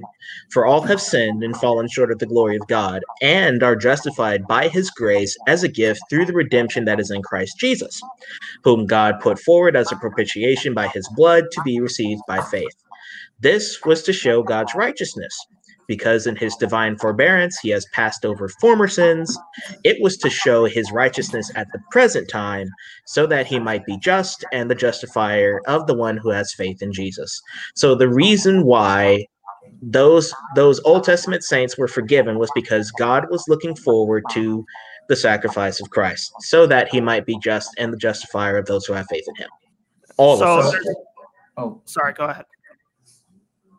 And so there's two perspectives that I have held throughout my lifetime. One is the old evangelical perspective that I was taught, and it's not too bad of a one. So in the Old Testament, God commanded the Israelites to give animals as sacrifices.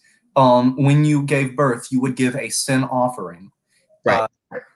So what this was believed to do to an extent was to ward off the absolute destruction of sin, still resulting in death, but a lesser death until the atonement of Christ came. So either these offerings or the sole grace of God, which is not bound to his sacraments nor his promises, but merely acts through them, was what held people together until that sacrifice. And then, of course, the more modern theology is that we know that people have been, that God acts outside of time. Christ has always been man, despite being incarnate at one point in time. The effect of the sacrifice in Catholic theology went back in time to justify Mary at the moment of her conception. So too also we see in the Transfiguration that Christ is speaking with Moses, yet still we know that Moses died and was buried on Mount Sinai. So we know that Moses had been justified and sanctified as well, and was in a state of glorification and speaking to Christ. So we can assume through looking at Moses in the Transfiguration that this saving act that Christ has done, that is known as his life, has gone beyond the bounds of time and through the past. The only thing I'm going to add is, for those still listening, I think we've lost the person who asked the question. But a great actually judicial metaphor for this comes from, because I'm a dual citizen from the great nation of Canada. And we've seen U.S. states do this too, but how the legalization of marijuana has been handled. Because when a law gets passed, it usually has like an effective date, and that's usually a year from the time the law is passed. So I forget the exact dates, but like if a state now says in 2021, we're going to make marijuana legal starting in 2022, the problem is, what do you do with all the people who get caught with marijuana after the law has been passed, but before it goes technically into effect? And by and large, what we see is most district attorneys being like, well, we're not going to prosecute at this time anymore because that would be totally like unfair, right, to people who get caught, like who didn't understand that the law didn't go into effect. Like, so that's actually kind of, we see this in real legal systems where like something will be made legal, but that those who are caught before it actually goes into effect have lesser or no punishment because district attorneys don't want to go around punishing people for something that's about to be legal in like 3 weeks. Right. And I would recommend, oh, goodness, Dennis left. But I would recommend, if anybody else want any church history sources about it, the earliest one that I think has one of the best answers is the Epistle to Diognetus, chapter 9, where it basically answers the question, why the Son was sent so late.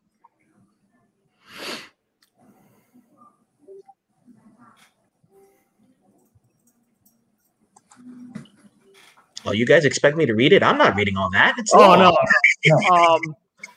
It was just a really good point to lead on. Yeah. I left my books in my truck.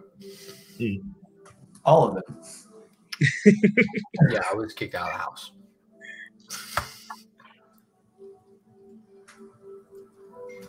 All right, so I think that means we can enter our second question.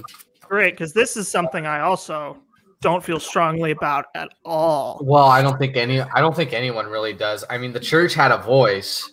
I personally feel like the church in some places was a bit too quiet. Yeah, especially whenever I agree. To this part in history. During the historical period of empire building and colonization, how did the church react, and how did it react to the discovery in the New World, and how should it have properly have dealt with it? I'm going to let everyone go first, so like the Catholic slander can get out of the way, and then I'll roll into the glorious apology. The Catholic Church should have been dismantled the moment the New World was found. So I'll go. I have, yes, been very critical of kind of the Pope's claim to temporal power and how that influenced certainly what can be described as the rape, pillage, and genocide of the American and African continents. That does not, but it's complicated. Generally, what I would say is it's by God's grace that so many people were converted, especially because, thank you, especially because we weren't there, as in the Europeans. We're not there to convert people primarily. We were there for gold and money and land. And so that makes it something very, we just have to be soberly reminded of that. I will say the Orthodox Church only has really one thing to talk about, and it's Alaska. In terms of Alaska, it's generally what you saw with the other nations, but on a smaller scale. The colonies were set up in Alaska by Russian fur traders. So they were there for stuff. They were very, very, I have a podcast episode about this. The horrible crimes were committed against the native Aleut people. And by decree of Catherine the Great, a group of monks was sent to establish a mission in Alaska on Kodiak Island. And the monks, and we see this, I think, also with some Protestant and Catholic missionaries as well. Bartholomew De La Casas comes to mind, very much angered the settlers in how viciously they defended the rights of the natives against a lot of the abuses they saw. And that, in some cases, ended up stunting their mission because the fur traders no longer want to pay the salaries of all these monks who keep yelling at us for killing the natives. So I think in general, there was balance. I don't think the church, given how much power the various churches had in government at the time, were being forceful enough in their condemnation of the rampant colonial charters, the actions of the conquistadors. I mean, if you really get into it, like whole villages in South America were flooded away to try in desperate searches for gold. So on one hand, I think that's a failing. We definitely see things like the encomienda system and native schools for native children in Canada up until the 1980s, by the way. Horrible. That is definitely the bad side of trying to spread a religion. But we also see great things, pacifistic, Protestant, Catholic, and Orthodox. And for the great example of this in the Orthodox world is St. Herman of Alaska. Pacifistic missionaries who are there to share the gospel, who in many ways recognize many of the truths of the native religions that they found, and work to spread the gospel in a peaceful way and in a loving way, and in a way that tried to defend the rights of the natives as much as they could. So it is a period of, I think, Christian Europe's simultaneously some of its greatest moral failures and paradoxically some of its greatest moral successes. I would agree with that. Well, Dennis and Tyler, y'all probably know more about this than I do.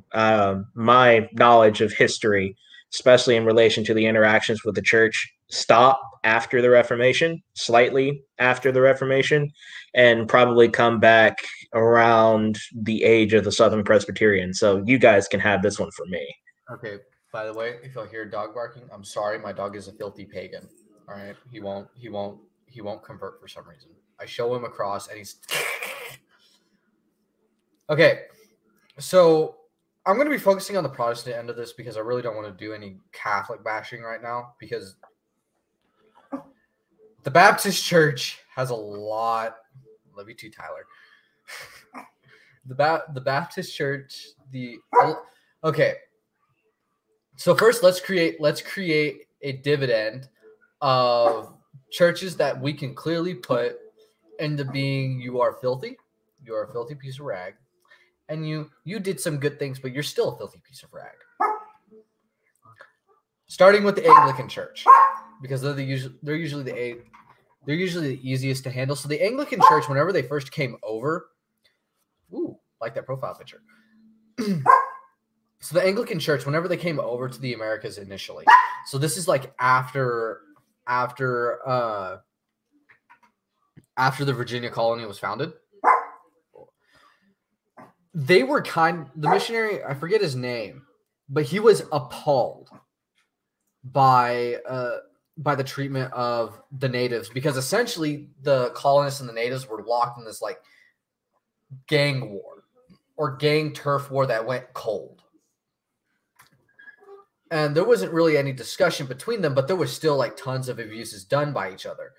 But then we moved to like the Pilgrims, the Puritans who came in and settled in Massachusetts, I think, at Plymouth. And Thanksgiving isn't a happy story. Well, it's happy for the Puritans and a select group of natives. But it's not happy for everyone. Right, it's happy for the white dudes and their friends. Yeah, it's happy for the white dudes with guns and their friends. Story of most of history up to this point. Yeah, story of most of history.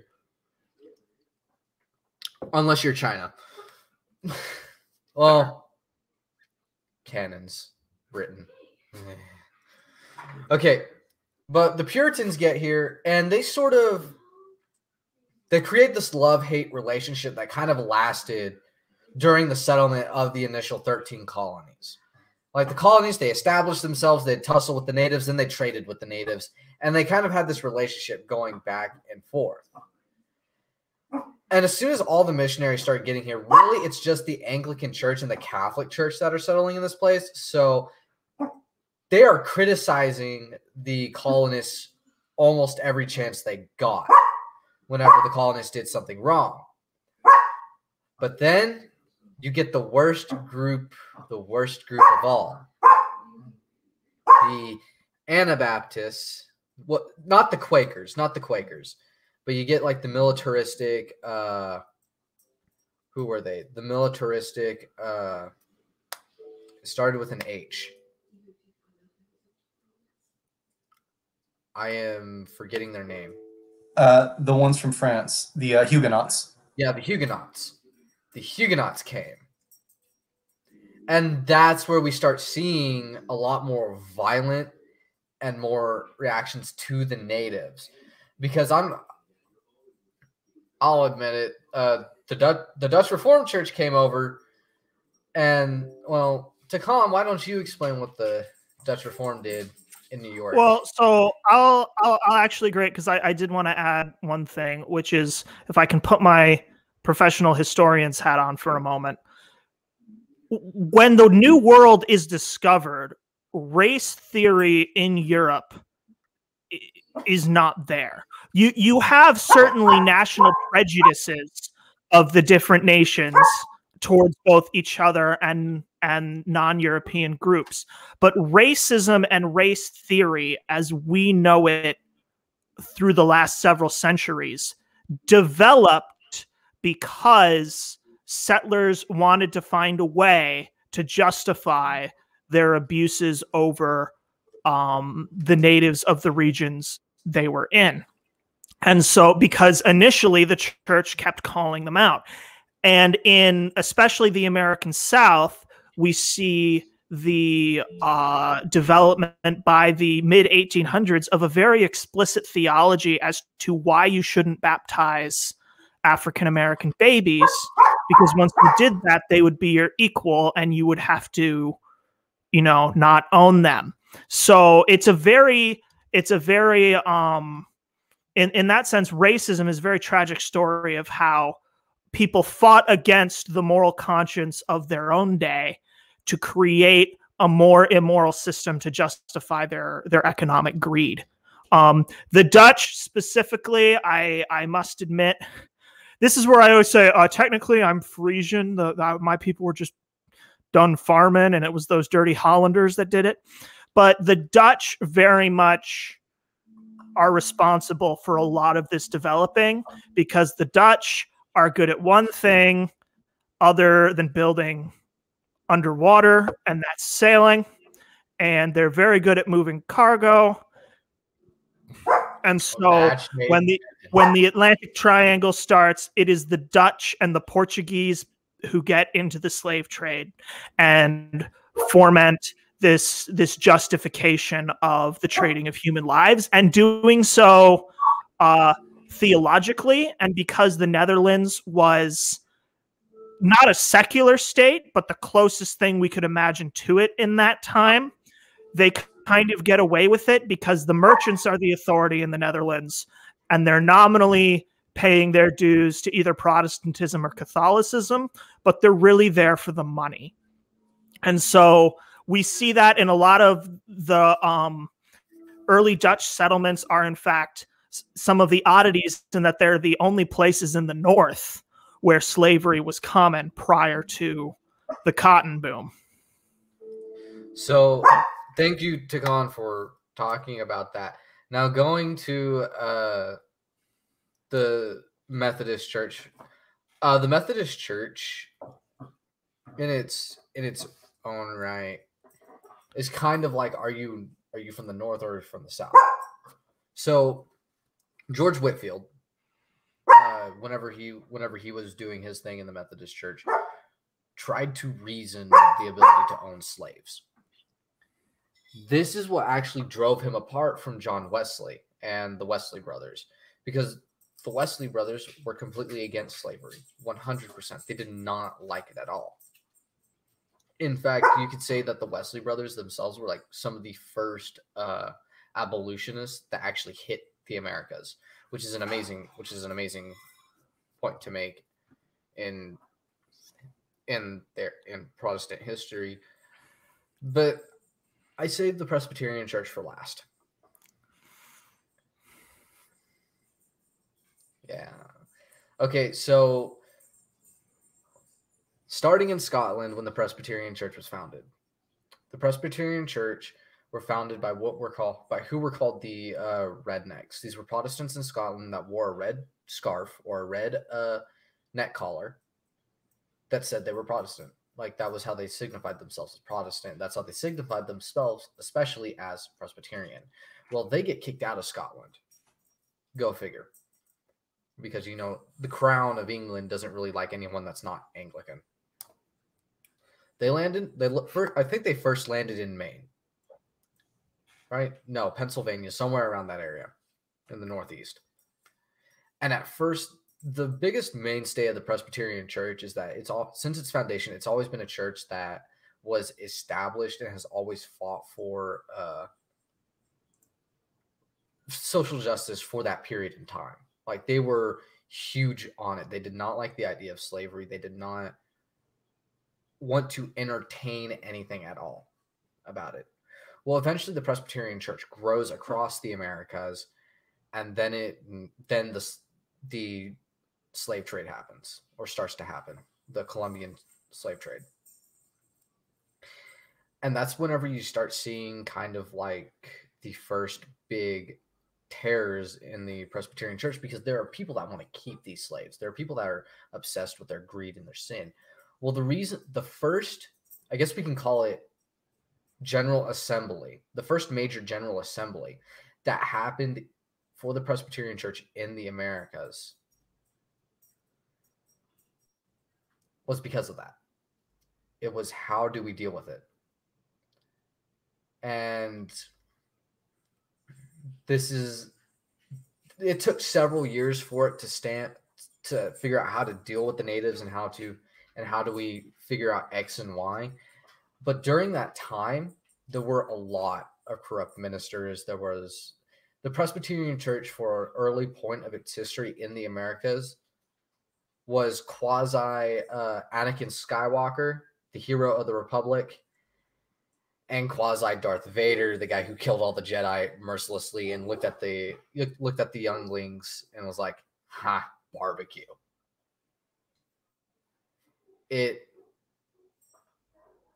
The Presbyterian Church has its sins, but just like every other church does. And I don't really necessarily like talking about that part, but I think as Christians, we have to know, look, at one point we were all scumbags. Our churches were all maybe not the Orthodox Church. Maybe not the Orthodox Church, because y'all guys never had the chance to be scumbags. I think that's probably why in many, especially Reformed churches, you see a greater fervor in relation to, I guess, in one case, things like social justice. Yeah. But also in another case, the staunch advocation of abolition for abortion, because they see the lack of prophetic presence and the lack of work done in the past in relation to dealing with the natives and dealing with slavery. And from what I've seen, the modern Presbyterian Church says that we are never going to let that happen again to another minority or another group that has been taken advantage of. We will give these people a voice. One thing I think that should be mentioned is whenever the Presbyterian Church was introduced to South Africa.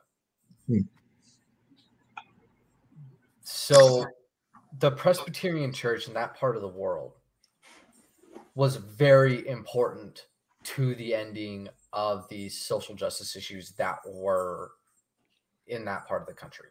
They were very important to it. But this goes into Reformed theology as a whole.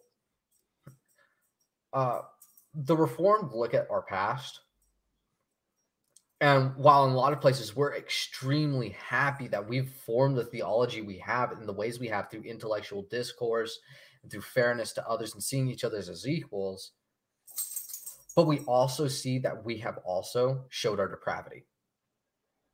And if you ask any Reformed person what they think, or at least what they do think of the actions of man up into it, they won't be surprised. We will not be surprised, and we'll say, yeah, that's part of our history. It's because we're depraved. We're just we're pieces of trash. Like, now, probably won't use that type of wordage, because I can be very harsh with my wordage, with how I state things. Obviously, from what y'all have heard me talk, I can be very harsh. But one thing we can't really ignore with the Protestant churches, especially, is the fact that maybe with the exception of like a lot of the radical groups, the Protestant churches in the Americas were very much the advocates for early social justice. Now, after second wave feminism, you can say that's not the case anymore. Third wave feminism, whatever.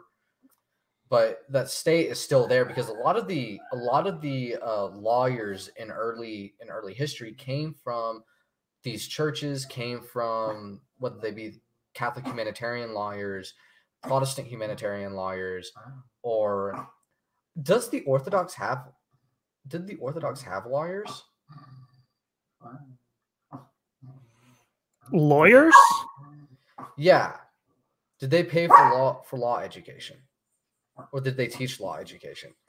That's something I'm going to have to talk. That's something I'm interested in now. I mean, for the most part, no, because in what context? Russia is essentially a military dictatorship from the 800s until like yesterday, and other than that, you had the Ottoman Empire, where obviously Christians were allowed to exist, but maybe not so much practice law. So the Orthodox legal scholarship that does exists in places where Orthodoxy is already the minority. We'll say yes. We will say yes. Right.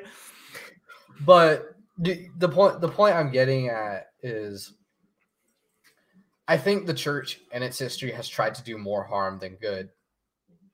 And obviously, that's the clear-cut case. We can argue about the Catholic Church, but I mean, y'all are the world's boogeyman. Come on, show me your Masonic ring. So it all started when the Pope unleashed his horde of dragons on the unsuspecting noble savages of South America. It was a real Targaryen move. Game of Thrones, in fact, used some recycled actual footage to add to the atrocities. They just photoshopped Emilia Clarke over the Pope's image. Hashtag deep fakes. So one thing we have to remember, guys, is that the Ice Walkers, all right, we're in Scotland. Like, those are the Scottish people. If you go to Scotland today, it is a fake. The English government is hiding the fact that they have ginormous ice giants, okay, and that the Anglican Church is just part of the Catholic Communion in secret. Westeros is just the UK with Spain stapled to the bottom of it. They're all just secret Jesuits. I swear it is. Okay, I'm ready to talk about Catholicism because, boy, do I have a lot to cover. Okay. So I guess the best place to start, though it's not like the most broad example, would be when the Pope divided the powers that be and gave the world halfway.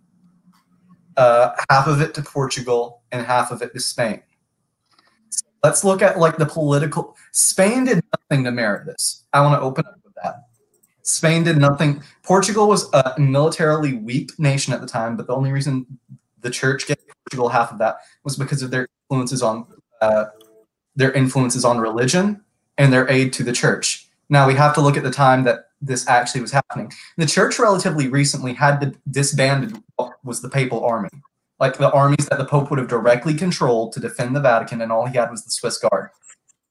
Spain was a bully, and most scholars agree that Spain, on multiple occasions, bullied the church into giving them temporal power, and typically agreed that this was another one of those times.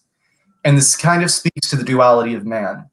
So we see that the nations that Portugal, that were half of the world, they did excellent things. Missions set up that taught education and increased the span of human life. Without the atrocities of the conquistadors. You see the advocation of human civil liberties in places like Japan and China, where the Portuguese missionaries were sent. And then you have the Spaniards. So the first contact was in actual America was Hernando Cortez meeting the Aztecs. This is this is like not what my EU4 game says, by the way. So it's not historically accurate. This is not what my EU4 game says, dude. Oh. We all know it was the French in 1835 that discovered the New World. No. If you get the Sunset Invasion expansion, we all know it was the Aztecs that invaded the Portuguese coast. Dude, we all know that communist propaganda. Weird. I just want to add, the one thing the Pope should have done was made sure they had mapped all of the Americas before he drew the line, because what ended up cutting it in half was actually just like a corner of Brazil. Yeah. So when they first touched down, we're all taught the like American school history. You might have been taught a little bit differently, Tycon. They offered him a Bible, he stepped on it, and then they ran a sword through the first person they met. Not entirely accurate to form. What happened was they offered them a Bible. They didn't understand the Bible. The Aztecs handed it back, and then they proceeded to worship Cortez because of the prophecy and the overall superstitious nature of Moctezuma. The rest of the Aztec people disliked this, but Moctezuma treated Cortez like he was an awaited deity. This naturally made evangelization hard, to which the missionaries, you'll see recorded, they tried to respond to this with patience, and the conquistadors took advantage of this. And this is an ongoing, not in every case. For example, the mission of De Soto, the missionaries there were exceptionally brutal and cruel. But you see that there's this ongoing kind of theme where conquistadors and missionaries are clashing heads. San Francisco Valley is not named after St. Francis for no reason. It was established by Franciscan missionaries. So San Francisco was originally a mission. But if you've ever been to San Francisco Mission Valley, you'll notice it's a valley and a mile away from actual San Francisco. That's because they fled the cruelty of the missionaries and established another mission for the indigenous peoples. And then what happened was that the conquistadors followed them there to force encomienda. They followed them to enforce encomienda on the Mission Valley. So this is one of the cases, and this is one of my favorite saints, Saint Junipero Serra, who had ulcers going down both his legs, marched from San Francisco Valley to Mexico City to speak to the acting head of all conquistadors in the Americas, got a letter of written permission from the general, and walked back to San Francisco and proceeded to punish the conquistadors accordingly. The Catholic Church has this tendency to where the priests, there should be a case study on social pressure with priests in the colonization of the Americas. Because you'll see some priests held firm and stood in the moral teaching of the church, which was that every human was created beautifully in the image of God, and then some got pressured in by the conquistadors to be exceedingly cruel. And this, I believe, speaks to the duality of man. You see the Portuguese missionaries who don't have any power, but are being sent to some of the worst places in the world, and the Spanish missionaries who have exceeding power and are being sent to some of the weakest places in the world. Well, relatively weak compared to, you know what I'm saying. It's also worth noting that the situation in some of the California settlements was so bad that, in fact, Orthodox Aleutian natives were martyred by the Spanish there. For refusing, which is just the weirdest thing in the world. Yeah, it's also worth noting that priests were also killed over these little quarrels. I mean, to be fair, though, the governments killed any sort of priest that was overtly trying to, condemn the actions. Mm-hmm. Yeah. Because, governments just suck. Yeah, and then we see the residential schools in Canada that were still a thing until the 1980s. And that's another example of the church being kind of blind, the hierarchy being very blind.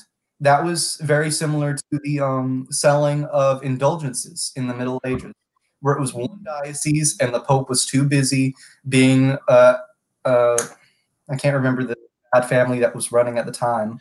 The Fuggers. Yeah. The I'm Pope not was making that up. Oh, Fuggers. Yeah, the Pope was too busy belonging to a family and concerning himself with European politics to realize what was going on in America. And the church has since apologized for it. The Diocese of Canada have not, but the church has made outgoing attempts to make up for what we've done.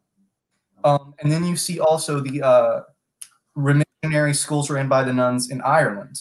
Another example of an abbot running free and the church having no idea, but the moment the church realized, every nun was punished. The church has this tendency for bad priests, but at the same time, we have this tendency to be the world's nation, like the leaders in social progress. We are one of the first most churches now to oppose the death penalty. We are one of the leaders now to be opposing that. To say that it only should be done when absolutely necessary and absolutely sure is a new stance that isn't seen in many churches. We fought, multiple Catholic scientists and scholars fought the idea that all three nations or all three peoples descended from Ham, Shem, and Japheth. The church, when you look at the history of priests, it's the duality of man, but when you look at the teachings of the church, they have never once encouraged these atrocities that have been committed with or without the consent of the priests. Yeah, it's I think that's great. And in fact, just a shout out, we had this past week on Ask Historians on Reddit was very much ideas of paradoxes of power and leadership throughout history. And one of the topics that did come up was like, what do you like what about like popes who had moral failures? Why didn't they just get rid of them? And the answer that was given by one of the contributors was very much because it's not that simple. You don't just fire a, like, that's not how the medieval and early modern world work. Even right? now you can't just fire a pope. And not only that, but consider the lack of communication, right? This isn't, we tend to judge people based on a technological standard that they couldn't have, which is to say an atrocity happens in an Indonesian nightclub and we hear about it within minutes. And even before the internet, we would hear about it within a couple of days. And it is, that's just not what the world was like, to the point where, like, when Orthodoxy, this is my favorite example, reemerged on the world stage in like the 1800s, someone told the Patriarch of Constantinople, he's like, well, the Archbishop of Canterbury thinks, and the Patriarch of Constantinople was like, the Archbishop of what? What's Canterbury? Like, complete, like, even that late in history, people are just kind of completely unaware of the goings on in other places in the world. So it's not like the Pope is sitting at his crisis center and seeing these atrocities happen on a screen where then he can call a meeting and we can lock that down. It's, unfortunately, for most of history, in terms of colonization, we don't get a good picture until we're reading people's diaries a generation later.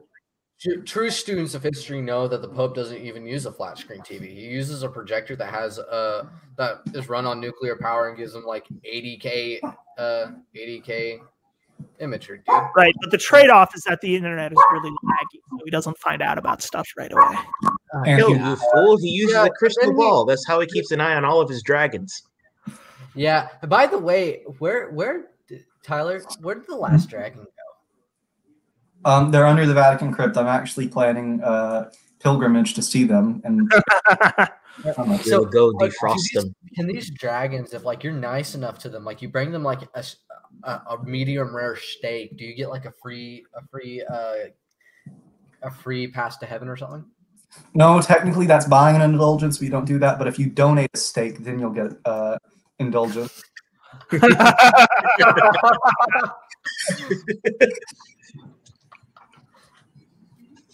So, how many times can you use a get to heaven free card? Oh, 3. 3. It's like divorces in the Orthodox Church. Okay. Oh my That goodness, was is it good. dark in here?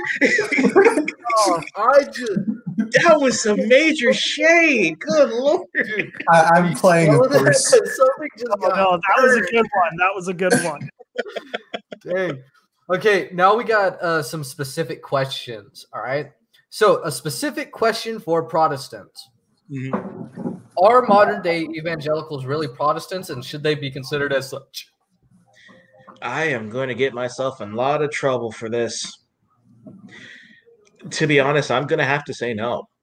Not really, because many modern evangelicals are far and away from what the Reformation was all about. For them, many people who claim to believe in sola fide have become antinomians. Many of those who once proposed sola scriptura are now sola scriptura. It's basically me and my Bible under a tree. I don't care about what the reformers said. I don't care about what church history says. It's just my interpretation, and everybody else can go stuff it. What I encountered the other day. Exactly. I mean, who cares about how worship is done anymore? Is just how it's what makes me feel good. And so they have basically shot themselves away from everything that Christianity stands for. For them, they don't even believe in the basic tenets of Christianity. If you've seen any of the surveys given by Ligonier, most of these people who claim to be evangelicals don't even believe that Jesus was God.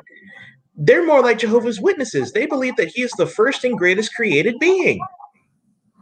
So there is literally no standard by which you can call them evangelicals. There's a reason, a profound reason, why I've stopped calling myself an evangelical, because the name basically has no meaning anymore. The term evangelical used to mean that you stood on the solid proclamation of the gospel, and that defined everything for you. But now it basically becomes a person who is not a Catholic, not a Protestant, and not a Catholic, not an Eastern Orthodox, and doesn't really consider themselves a part of the cults. That's it. I mean, when it comes for me, I have my own little 2 cents to throw into this one question. I used to be evangelical. I went to a non-denominational church for a while, and one thing I can say, just culturally, they are so far removed from any dog. Stop being a pagan. They're just so far removed from even what Christianity in its heart is. Like they want to sit on these like elevated stages that, by the way, are usually absent from traditional Protestant churches, by the way. Yep. Like the altar can be raised, but the pastor is normally like on the ground talking. But they're up on these raised stages with a whiteboard and a marker, talking about what you can do with your finances to make more money.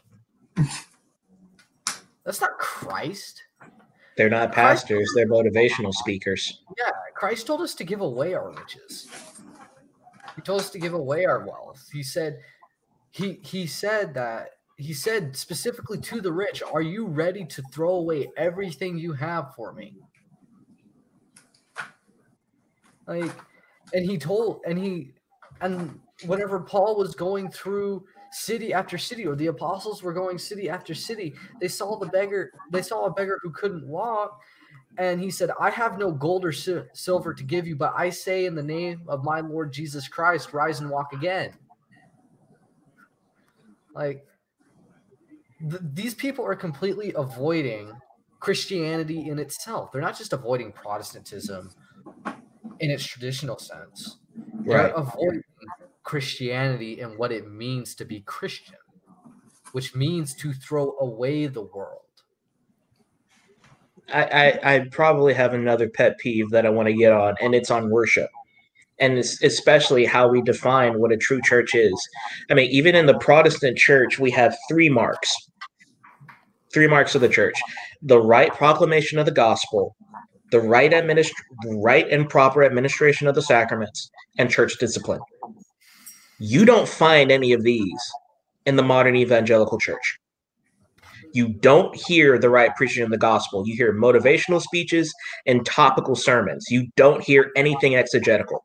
Most of these pastors that I know will get up on stage, talk for about an hour, and not even mention anything in scripture. I mean, most of you guys know Joel Osteen. I hear nothing about Jesus from him. And sadly, many of these people who call themselves evangelicals who critique Joel Osteen are no better. Second of all, the right administration of the sacraments. In the modern evangelical church, what sacraments? Yeah, We like don't hear anything about baptism. We hardly hear anything about the Lord's Supper. If anything, it's done once a year. so one thing I want to get at when I was at the non-denominational church, not once had I received communion. Like I have a and great story about this. yeah, But I'll let you get. so dog, stop being a pagan. So when I was going there, you know, for me, I'd grown up in the Methodist Church, and they basically receive communion maybe depending if it's United Methodist or it's the other or First Methodist, or maybe you're part of a conservative group of Methodists. The normal is you receive communion every week. You can even go in, and if you're not there Sunday, you can go in and request for it on a weekday. I was so appalled that in me going to that church for about a month and a half, or a month and a half, I had not once received communion. Not once. And I was looking at, like, you know, the staff, the pastor, and I was like, do y'all do this? And he's like, oh yeah, we do it, but it's like once every year. And sometimes we've even done it where we've even done an amount of time where we haven't done it for a year. I'm like, well, what? And that's the thing that started setting me off about non-denominational churches, is like, where's your accountability? Like, you have no one you answer to. Not yet. You have no one you answer to except essentially yourself. Like, it's very clear to me that you don't even answer to God in this situation, or else you would at least doing it, or you'd be doing it more. So just a hilarious story on the frequency of communion. I had back in my theology class in undergrad when I was at Calvin College, I had a professor of theology who was talking about the first time she had been placed at kind of a church and was kind of dismayed to find out that they were only doing communion like twice a year, right? And she was really going to try to push for monthly communion. And one of the elders said to her, yeah, but we feel like if we do it too much, it won't be special. And she looked this man dead in the eye and she said, so do you only have sex with your wife twice a year to keep it special? Oh, dude. Well, I mean, you're exactly right. I mean, legendary. I love that story. She very interesting professor, because she was in essence a medievalist, but confessionally reformed, which made for some very hot takes. I bet. That would have been fun to be a part of. Cool class. Okay, so one of the biggest setups, like, this is actually the first time I end up hearing communion being completely a symbol. And like the Zwinglian idea of communion. And like, I was so taken aback by this because, you know, the Methodist Church you're taught consubstantiation, or at least a version thereof. Mm-hmm. At least something very similar to what the Anglicans teach. I was quiet the entire time he was explaining to me why it wasn't actually what it was, and why it. And I was like, okay. I really feel like as well, my thing, if I can quickly finish, my thing with it is that communion is in itself so important to the Christian journey that even if you take the Zwinglian approach, you should still do it more than once because it is an actual commandment. Like, it's something we're told to do, whether you think it should be done weekly. I personally believe it should be done weekly. Like, I take Calvin's view on it that it should be done weekly, and if you miss a communion, you should go back a weekday and get communion as fast as possible. Like, it is super important because it's not just a symbol, it's not just a statement. It's seen as Christ with you. Like, Christ Union is with Christ. It's union with Christ. You are there with Christ when you partake of communion. Now, whether you believe it to be transubstantiation or whether you believe it, I don't know what the Orthodox call their. They leave it open, right? Yeah, they leave it open. They leave it open. Or you believe in consubstantiation. Well, the way I like to phrase it is, it is literally the body and blood of Jesus Christ. Don't think about it too much. You'll hurt yourself. And then we just sort of gesture at the state of Western Eucharistic theology. And in terms of all of the fights it has begun and started, and like transubstantiation, fine. Is that worth dogmatizing so that we start an 80-year war in Germany over it? Probably not. You know, it seems pretty esoteric. And all the Eastern Orthodox are like, this is what you get when you try to explain a divine mystery. Yeah, this is... Yeah. Sorry, my dog. I don't know why my dog's like, Hail Sithis all of a sudden. No, I don't know if I'm allowed to speak on this since I'm like a Catholic, but as an ex-Protestant, I was so taken... I have you on here for a reason. Huh? I have you on here for a reason. This is true. It was so... All hands are pointed at you. I was so taken aback whenever I converted because first off, I came from an evangelical Protestant church. Like in idea they were reformed, but in action they were not.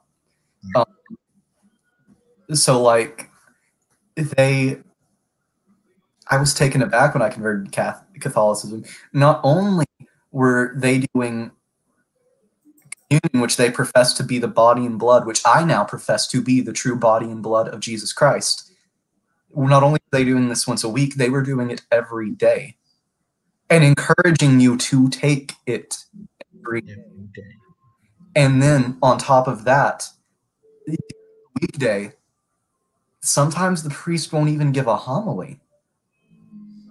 The homily is literally the least important part of the Mass because that is just a man doing man stuff versus the Protestant and evangelical notion that here is the idea I'm going to represent and I'm going to use the Bible as my footnotes. And here is the Bible and I will use my homily as the footnotes. You know, and that was just such a wild swap for me. I always heard that like nobody but the evangelical South reads the Bible. The Bible Belt's where the Bible's read all the time. But then I realized that these Reformed churches, these Orthodox churches, these Catholic churches take the Bible and they'll read 3 passages at every gathering. And the passages are long. Like you're reading 3 chapters every time you go to Mass. You get 60% of the Bible if you go to Mass every day for 3 years.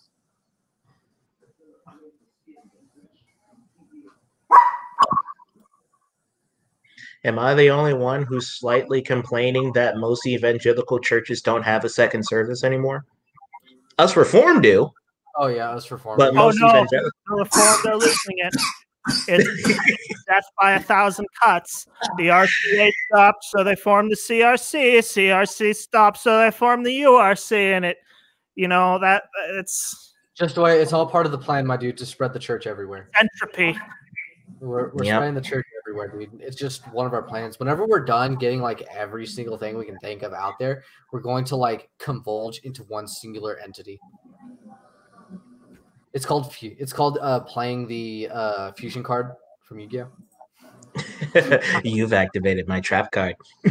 You've activated my trap card, Calvinism. We now declare a pope. We now declare the Reformed now have a pope. It's Jesus Christ. The 37th thesis was just a ploy. He does have keys.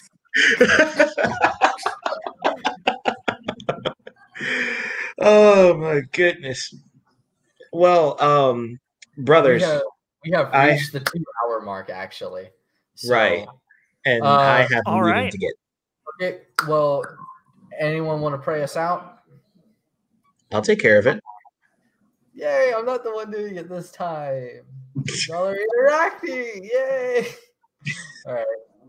Takan, I just want to say I envy your hair. Well, both you and Tyler, I envy both of your hairs. And Tyler, especially you with your beard. I want longer hair, but I'm going army and I can't have long hair because I would have beautiful red locks. Oh, goodness. All right. Let's pray.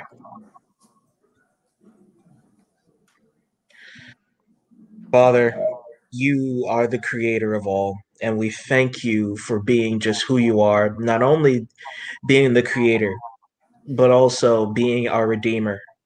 You have taken us from the dominion of the devil, and you have put us in the kingdom of your dear Son.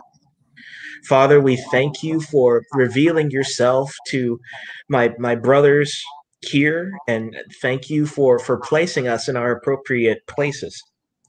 For we know that none of this could be done without you. Father, we thank you for the unity and friendship that we have, even though we are divided on so many things. We are thankful for the unity that we have found in you, because you are our Lord, our sovereign Lord, and besides you there is no other. Give us grace so that we might be able to serve you boldly and proclaim your word to the nations. In the name of your beloved Son, we pray. Amen. All right. Thank you guys for coming on. Y'all are now free to go. I do have one. I'm going to end this on a funny story of mine. So one time, this is the first time I learned about Orthodoxy, and it was from an Orthodox friend of mine. I asked, "Oh, do you have any authors I could read about Orthodoxy?" And I was laughed at.